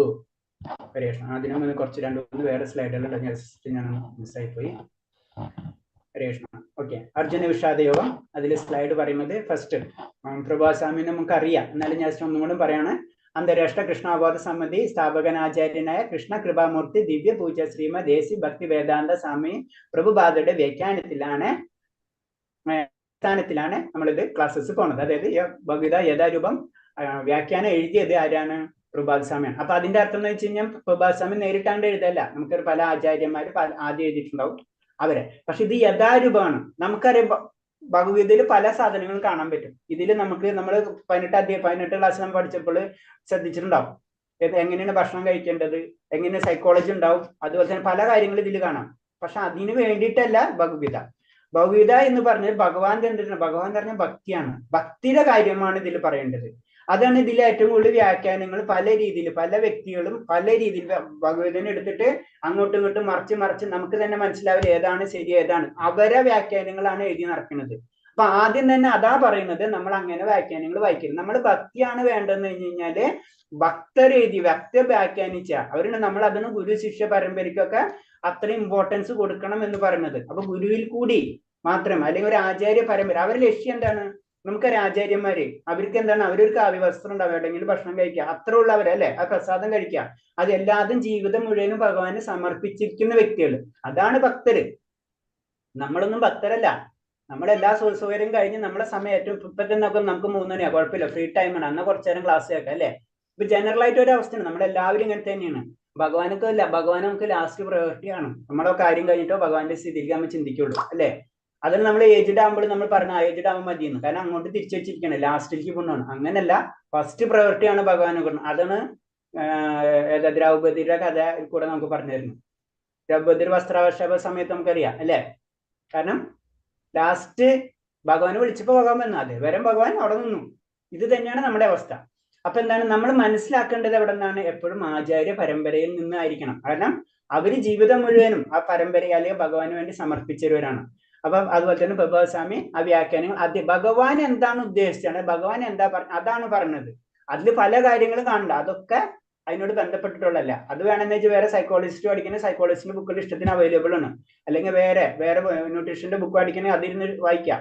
അത് ഇതായിട്ട് കണക്ട് ചെയ്യരുത്. ഫസ്റ്റ് ഇത് ഭഗവാൻ പറഞ്ഞ ഭക്തിക്കാണെങ്കിൽ അതേ രീതിയിൽ നമ്മൾ ഇതിനെ കാണാം അല്ലെ. അതാണ് അതിന് ഫസ്റ്റ് മനസ്സിൽ. അപ്പൊ അത് ആരാണ്? പ്രഭാസ് സ്വാമി അത് ക്ലിയർ ആയിട്ട് പല വ്യാഖ്യാനങ്ങൾ ആചാര്യന്മാർ ആദ്യമേ എഴുതിയിട്ടുള്ളത് തന്നെയാണ് പല കാര്യങ്ങളും. അതിൽ നിന്ന് കുറച്ചും കൂടെ ലോകത്തിനനുസരിച്ച് മാറ്റി മാറ്റി ചെറുതായിട്ട് വന്നിട്ടുള്ളതാണ് അത്. അതാണ് ഭഗവത് യഥാരൂപം എന്ന് പറയുന്നത്. നമ്മൾ മംഗളാചാരണം കഴിഞ്ഞു. പിന്നെ അപ്പൊ പ്രഭാതയുടെ അഭിപ്രായത്തിൽ എന്താ പറയുന്നത്? പ്രഭാത് സ്വാമി പറയുന്നത് എന്താണ്? ഗീത ഒരു അടിസ്ഥാന പ്രബോധന ഗ്രന്ഥമാണ്. നമ്മളെ തന്നെ മാറ്റി മറിക്കാവുന്ന ഒരു ഗ്രന്ഥമാണത്. അത് നമുക്കറിയാം. 5 ദിവസം കൊണ്ട് തന്നെ നമുക്ക് ഇത്ര വ്യത്യാസം വന്നു തരുമ്പോ എത്ര എടുക്കുന്നോ അത്രയും ഭഗവാന്റെ അടുത്ത് എത്ര എടുക്കുന്നോ, ഭഗവാന്റെ അടുത്ത് 10 അടി എടുത്തു കഴിഞ്ഞാൽ ഭഗവാന്റെ അടുത്തേക്ക് 1 വെച്ചാൽ ഭഗവാൻ 10 വെക്കും. അതാണ് അതിന്റെ പറ്റി. അപ്പൊ അത്രയും നമ്മളെ ഉയർത്തുന്ന ഒരു ഗ്രന്ഥമാണ്. ഭഗവത്ഗീത വളരെ ശ്രദ്ധയോട് പഠിക്കണം. അത് നമ്മുടെ ബാഹ്യ പ്രവർത്തനങ്ങളെ നിയന്ത്രിക്കാൻ സഹായിക്കും. ഒന്ന്, വളരെ ശ്രദ്ധയോട് പഠിക്കണം. നമുക്കറിയാം ഗീത അത് കൊടുക്കണം എങ്ങനെയാണ്? ഭഗവാൻ ഉപദേശം വേദം കൊടുക്കണം എങ്ങനെയാണ്? ഹൃദയത്തിലേക്കാണ് കൊടുക്കണം, ബ്രഹ്മാവിന്റെ അല്ലെ. അപ്പൊ നമ്മൾ എടുക്കേണ്ടത് ഹൃദയത്തിലേക്കാണ് എടുക്കേണ്ടത് എന്നാണ് പറയുന്നത്. അതെന്താണ്? നമ്മളെ ബാഹ്യ പ്രവർത്തനം, നമ്മൾ ഉള്ളിലല്ല പുറത്തെ പ്രവർത്തനങ്ങളടക്കം കൺട്രോൾ ചെയ്യാൻ പറ്റും എന്നാ പറയുന്നത്. പിന്നെ ഒരാൾ തത്വചിന്തയുടെ ഒഴുക്ക് മനസ്സിലാക്കണം. ഒറ്റയ്ക്കല്ല, നമുക്ക് ഒറ്റയ്ക്ക് ഒരു കാര്യം ചെയ്യാൻ പറ്റില്ല. അപ്പൊ എന്താണ് ഉദ്ദേശം അത് നമ്മൾ മനസ്സിലാക്കിയിരിക്കണം. അതാണ് നമ്മൾ പറഞ്ഞത് സത്സംഗം. അല്ലെങ്കിൽ സത്സംഗം എന്ന് പറഞ്ഞാൽ നമ്മൾ അങ്ങനെയല്ല ചിന്തിക്കേണ്ടത്. കാരണം എന്ന് വെച്ച് കഴിഞ്ഞാൽ ഇതെല്ലാതും ഇപ്പൊ നമ്മളെല്ലാവരും ഇൻഡയറക്റ്റ് ആയിട്ട് സത്സംഗത്തിൽ തന്നെയാണ് അല്ലെ. എല്ലാവർക്കും ഒരു ആഗ്രഹമുള്ള ഭഗവാനെ പറ്റി അറിയാം. നമ്മളിപ്പോ ഇത്രയും സമയം ഇൻഡയറക്റ്റ് ആയിട്ട് ഭഗവാന് വേണ്ടി നമ്മൾ മാറ്റി വെച്ചിരിക്കുന്ന പോലെയാണ്. അതാണ് സത്സംഗം. ബേസിക് ആയിട്ട് പറഞ്ഞു കഴിഞ്ഞാൽ നമ്മൾ കൂടുതൽ ഡീപ്പായിട്ട് അതിൽ പോണ്ട, എത്ര കിട്ടണം അത് വേറെ. അപ്പൊ എന്നൊരു ഗ്രൂപ്പ് അത് അങ്ങനെ ആകുമ്പോൾ എന്താണ്? എല്ലാവരും ചിന്താഗതി ഒരേ ലെവലിലേക്ക് വരികയാണ്. അവിടെ ഭഗവാൻ വന്നിരിക്കും. അതാണ് സങ്കീർത്തനങ്ങൾക്കുള്ള ഇമ്പോർട്ടൻസ്. അപ്പൊ അത് വേണം. പിന്നെ നമുക്ക് എപ്പോഴാണ് ശരിക്കും സത്യം പറഞ്ഞു കഴിഞ്ഞാൽ ഭഗവത്ഗീത പഠിക്കാൻ ആഗ്രഹിക്കുന്ന വ്യക്തിയുടെ പ്രത്യേകത പറയണെന്ന് വെച്ച് കഴിഞ്ഞാൽ നമ്മളെ ചിന്താഗതി മാറിത്തുടങ്ങി. എങ്ങനെയാ? നമ്മൾ എന്തിനാ ഇവിടേക്ക് വന്നത്? നമ്മൾ എന്തുകൊണ്ട് ഇതൊക്കെ അനുഭവിക്കുന്നത്? നമ്മളെ മരണം എന്താണ്? നമ്മളെ മരണശേഷം എന്തുകൊണ്ടാവുന്നു? ഇങ്ങനത്തെ ചിന്താഗതി നമ്മളെ കയ്യിൽ വന്നു തുടങ്ങിയിട്ടുണ്ടെങ്കിൽ തീർച്ചയായിട്ടും നമ്മളൊരു പഠിതാവ് എന്നുള്ള ലെവലിലേക്ക് നമ്മൾ വന്നു കഴിഞ്ഞു. കാരണം ഇതല്ല ലോകം. ഇതിങ്ങനെ റിപ്പീറ്റ് ചെയ്ത് ഇങ്ങനെ പോയിക്കൊണ്ടിരിക്കുകയാണ്. ഒരു പ്രശ്നം കഴിയുമ്പോൾ അടുത്ത പ്രശ്നം, അടുത്ത പ്രശ്നം കഴിഞ്ഞാൽ അടുത്ത ഒരു പ്രശ്നത്തിൽ നിന്ന് അടുത്ത പ്രശ്നം. അതാണ് നമ്മളോട് എപ്പോഴും പറയാം. നമ്മൾ എത്ര പ്രശ്നങ്ങള് നമ്മൾ എത്ര സിംപ്ലിസിറ്റി ഉണ്ടാകുമ്പോൾ എന്താണ് ലൈഫ് സ്മൂത്ത് ആവും. എത്ര കൂട്ടിക്കൊണ്ടിരിക്കുക അത്ര കോംപ്ലിക്കേറ്റഡ് കൂടിക്കൊണ്ടിരിക്കുക എന്നാ പറയുന്നത്. അതാണ് ആചാര്യന്മാര് വളരെ സിമ്പിൾ ലൈഫ് നമുക്ക് കാണിച്ചു തരുന്നതാണ്. ഇൻഡയറക്റ്റ് എല്ലാതും പറഞ്ഞു വരുന്നതാണ്. പറഞ്ഞത് എന്താണ്? അതായത് സിമ്പിൾ ലിവിങ് ഹൈ തിങ്കിങ്. വളരെ എത്രയും സിമ്പിൾ ആയിട്ട് അതിൻ്റെതായ പല കാര്യങ്ങളുണ്ട്. നമ്മളെ കർമ്മ ബന്ധനങ്ങളുണ്ട് അല്ലെ. നമുക്കറിയാം ഈ ജന്മം കിട്ടുന്നത് പല കർമ്മങ്ങൾ, കഴിഞ്ഞ ജന്മങ്ങൾ പല ജന്മങ്ങളും ചെയ്ത കർമ്മങ്ങളാണ്. ഈ ജന്മത്തിലും ഞാനൊന്നും ചെയ്യണില്ലല്ലോ, എനിക്കെന്തായാലും നമ്മൾ അറിയാണ്ട് പല കർമ്മങ്ങളും നമ്മൾ ചെയ്തുകൊണ്ടിരിക്കുകയാണ്. നമുക്കറിയണില്ല എന്തൊക്കെ കർമ്മങ്ങളാണ് നമ്മൾ ചെയ്തുകൊണ്ടിരിക്കുന്നത്. ഇപ്പൊ അത് പലപ്പോഴും പറഞ്ഞിട്ട് നമ്മുടെ ചുറ്റുപാടുള്ള സാധനങ്ങളൊക്കെ ആലോചിച്ചാൽ മതി. എത്ര സാധനം നമുക്ക് ആവശ്യമുള്ളതിൽ ഒരു 91% നമുക്ക് ആവശ്യമുള്ള 99% ആവശ്യമില്ലാത്ത അവസ്ഥയിൽ ഇതിന്റെ ഒക്കെ കർമ്മഫലം നമുക്ക് കിട്ടിക്കൊണ്ടിരിക്കണം. അതാണ് നമ്മൾ ഏറ്റവും ചുരുക്കി ജീവിക്കണം എന്നൊക്കെ പറഞ്ഞതിന്റെ കാര്യം. എത്ര സിംപ്ലിസിറ്റി ഇല്ല. അത് പതുക്കൊന്നും പറ്റില്ല, പെട്ടെന്നൊന്നും പറ്റില്ല, പതുക്കെ പോകണം. അപ്പൊ പറഞ്ഞു വന്ന ഇത്രയുള്ളൂ. ആ ഒഴുക്ക് നമുക്ക് മനസ്സിലായി. എന്തിലേക്കാണ് ആ യാത്ര എന്ന് നമ്മൾ മനസ്സിലാക്കിയിരിക്കണം എന്നാ പറയുന്നത്.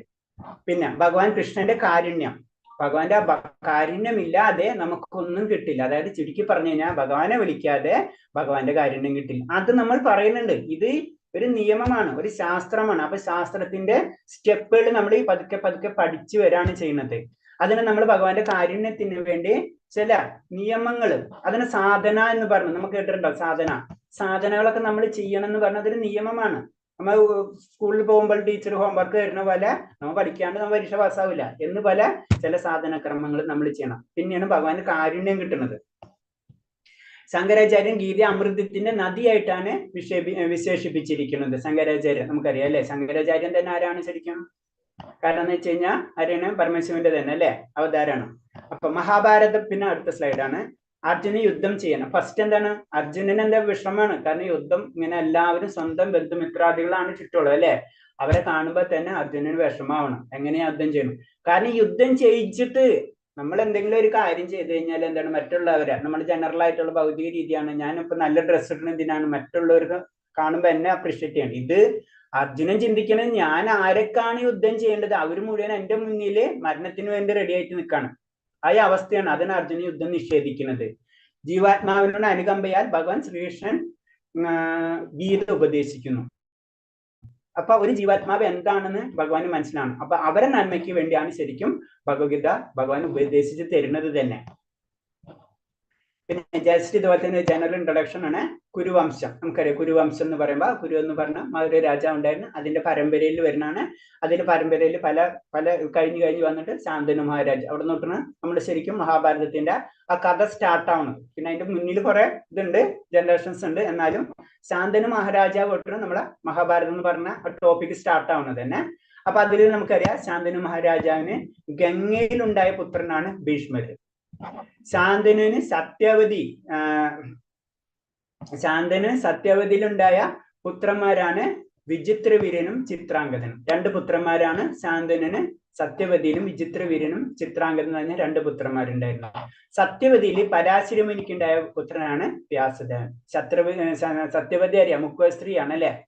അപ്പൊ നമ്മളൊന്ന് ശ്രദ്ധിച്ചു നോക്കണം. നമ്മൾ അതാണ് ഇതിനൊരു പറയില്ലേ, ഒരു ഇതിനായിട്ട് ബന്ധമില്ല. ആര് എന്താണ് കർമ്മമാണ് ധർമ്മം എന്ന് പറഞ്ഞ പോലെ തന്നെ പരാശരി സത്യവതിയുടെ മകനാണ് വ്യാസദേവൻ. വ്യാസദേവനാണ് എല്ലാ ഗ്രന്ഥങ്ങളും ക്രോഡീകരിച്ചത്, എഴുതിയതല്ല, ക്രോഡീകരിച്ചുള്ളൂ വ്യാസദേവൻ.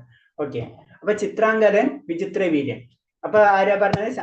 ശാന്തനു മഹാരാജാവിനും സത്യവതിക്കും ഉണ്ടായ പുത്രന്മാരാണ് ചിത്രാംഗതനും വിചിത്രവീര്യനും.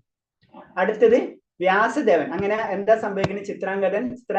ചിത്രാംഗതൻ പറഞ്ഞ പേരുള്ള ഒരു ഗന്ധർവനാൽ വധിക്കപ്പെടാണ്. അങ്ങനെ വിചിത്രവീരൻ മാത്രമേ ഉള്ളൂ. അങ്ങനെ വിചിത്രവീരനെ അംബികയും അംബാലിയേക്കും വിചിത്രവീരൻ അംബികനെയും അംബാലിയെയും വിവാഹം ചെയ്യാണ്. അങ്ങനെ വിചിത്രവീരൻ പിന്നെ മരണപ്പെട്ടു ആണ്. അസുഖം വന്ന് വിചിത്രവീരൻ മരണപ്പെട്ടു. അവർക്ക് മക്കളില്ല. അപ്പൊ എന്താണ്, വീണ്ടും ആര് സത്യവതി തന്റെ പുത്രനായ വ്യാസദേവനോട് പറയാണ് അംബികയ്ക്കും അംബാലിയിലും പുത്രന്മാരുണ്ടാവാൻ വേണ്ടി. അങ്ങനെയാണ് അംബികയ്ക്കും അംബാലിയേക്കും പിന്നെ അതുപോലെ തന്നെ ദാസിക്കും വേണ്ടി പുത്രൻ ഉണ്ടാവണാണ്. അവരാണ് ശരിക്കും അംബികയുടെ പുത്രനാണ് ധൃതരാഷ്ട്രൻ, അതുപോലെ തന്നെ അംബാലികയുടെ പുത്രനാണ് പാണ്ഡു, ദാസിയുടെ പുത്രനാണ് വിതുരൻ. ഇതാണ് ഫസ്റ്റ് ലെവല്. അത് കഴിഞ്ഞിട്ട് ധൃതരാഷ്ട്ര പത്നിയുടെ പേരാണ് ഗാന്ധാരി, അതുപോലെ തന്നെ ശകുനി സഹോദരൻ. അങ്ങനെയാണ് അവരെ. അത് കഴിഞ്ഞിട്ട് അവരെ നമുക്കറിയാം 100 പുത്രം ദുര്യോധനൻ, പിന്നെ ദുശാസനൻ എന്ന് പറഞ്ഞിട്ടുള്ള മക്കളുണ്ടാക്കുക. അവരാണ് കൗര്യർ എന്ന് പറഞ്ഞത്.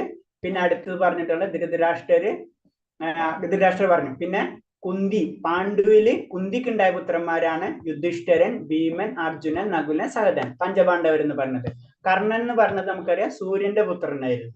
ശരിക്കും യുധിഷ്ഠിരൻ, ഭീമനും, അർജുനൻ, നകുല, സഹദേവര് ഇവര് ശരിക്കും ഒരേ ദേവത സങ്കല്പത്തിന്റെ അംശങ്ങളാണ്. ശരിക്കും യുധിഷ്ഠിരൻ എന്നറിയാം ധർമ്മപുത്രൻ എന്ന് നമ്മ പറയാം അല്ലെ, യമദേവൻ, ഭീമസേനൻ വായുപുത്രൻ, അർജുനൻ ഇന്ദ്രൻ, നകുല സഹദേവൻ അശ്വത് കുമാരന്മാര്. അങ്ങനെ നകുല ഇതാണ്. പിന്നെ അതെന്താണ്, പാണ്ഡുവിന് മാതിരിയിലുണ്ട പുത്രന്മാരാണ് നകുലനും സഹദേവനും. ഇത് കഴിഞ്ഞു പിന്നെന്താണ്, അർജുനന്റെ പത്നിയുടെ പേരാണ് സുഭദ്ര. പിന്നെ സുഭദ്ര എന്ന് പറഞ്ഞ ഭഗവാന്റെ സഹോദരിയാണ്.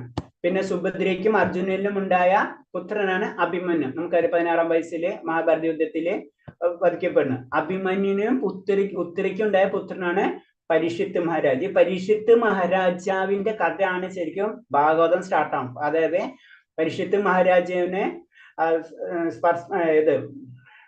ദർശൻ ഇത് പറയുമല്ല, ദർശന്റെ കഥ പറയല്ല, ദർശനല്ലേ കടിക്കുമെന്ന് പറഞ്ഞിട്ട് മരണപ്പെടുന്നു പറയുന്നത്. അങ്ങനെയാണ് പരീക്ഷിത്ത് മഹാരാജ 7 ദിവസം കൊണ്ട്, അതാണ് നമ്മളെ സപ്താഹം, ഭാഗവത സപ്താഹം 7 ദിവസം, അതാണ് 7ന്റെ കണക്ക്. 7 ദിവസം കൊണ്ട് ശ്രവണം, അതാണ് ശ്രവണ കീർത്തന സ്മരണത്തിൽ ശ്രവണത്തിന് ഇമ്പോർട്ടന്റ്. പരീക്ഷിത്ത് മഹാരാജാവ് ശ്രവണത്തിൽ കൂടി എന്താണ് ശരിക്കും അത് ആത്മസാക്ഷാത്കാരം നേടിയ വ്യക്തിയാണ്. ആർക്കെന്നാ കേൾക്കണത്? സൂത മഹർഷിരിക്കുന്ന കേൾക്കണ്. അത് കേട്ടിട്ട് പരിശുദ്ധ മഹാരാജൻ ആത്മസാക്ഷാത്കാരം കേട്ടു. പരിശുദ്ധ മഹാരാജന്റെ മകനാണ് ജനമേജയൻ. ഈ ജനമേജയനാണ് പിന്നെ സർപ്പത്തിന്റെ എല്ലാ സർപ്പങ്ങളും നശിപ്പിക്കുക എന്നുള്ള ശപഥം ചെയ്യുന്നതാണ്. പിന്നെ അതിനു വേണ്ടിയുള്ള യാഗങ്ങളൊക്കെ ചെയ്യുന്നത്. അങ്ങനെ പിന്നെ സുഭദ്രയുടെ ഇതുപോലെ തന്നെ കൃഷ്ണനും ബലരാമനാണ് സുഭദ്രയുടെ സഹോദരങ്ങൾ. പിന്നെ യുധിഷ്ഠിരൻ, അവർക്കറിയാം, നമുക്ക് ദ്രൗപദിയുടെ കഥ അറിയാം. ഈ 5 പാണ്ഡവന്മാരുടെ പത്നിയാണ് ശരിക്കും ദ്രൗപദി. ഇതാണ് ജനറൽ ആയിട്ട്, ഒന്ന് ജസ്റ്റ് ഒരു ഐഡിയ കിട്ടാൻ വേണ്ടി പറഞ്ഞാണ് ഇതൊക്കെ പരസ്പരം വേണ്ടി. പിന്നെ നമ്മൾ സമയം കഴിഞ്ഞ അന്വേഷണം ഇതൊന്നും കൂടെ പറഞ്ഞിട്ട് നമുക്ക് നിർത്താം. നാളെ നമുക്ക് കണ്ടിന്യൂ ചെയ്യാം കേട്ടോ. ഭഗവത്ഗീതയുടെ വിഭാഗങ്ങൾ 3 ഭഗവത്ഗീത കഴിഞ്ഞ ക്ലാസ്സിന് പഠിച്ചിട്ടുണ്ടാകും, എന്നാലും ഒന്നുകൂടെ പറയാണ്. 3 തിരിച്ചിട്ടുണ്ട്. ഒന്നെന്ന് പറയുന്നത് 18 അധ്യായങ്ങളുണ്ട്. 18 അധ്യായത്തിലെ ആദ്യത്തെ 6 അധ്യായത്തിന് കർമ്മയോഗം എന്ന് പറയാം.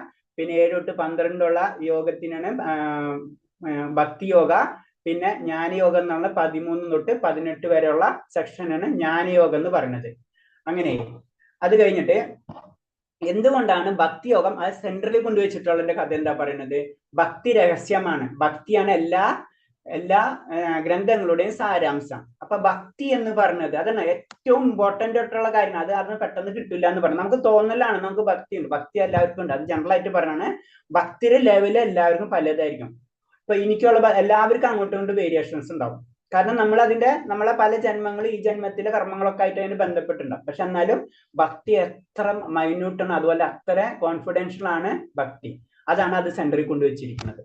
ഭക്തി ഇല്ലാതെ കർമ്മയോഗവും ജ്ഞാനയോഗവും ജീവനില്ല. ഭക്തിയാണ് ജീവൻ നൽകുന്നത്.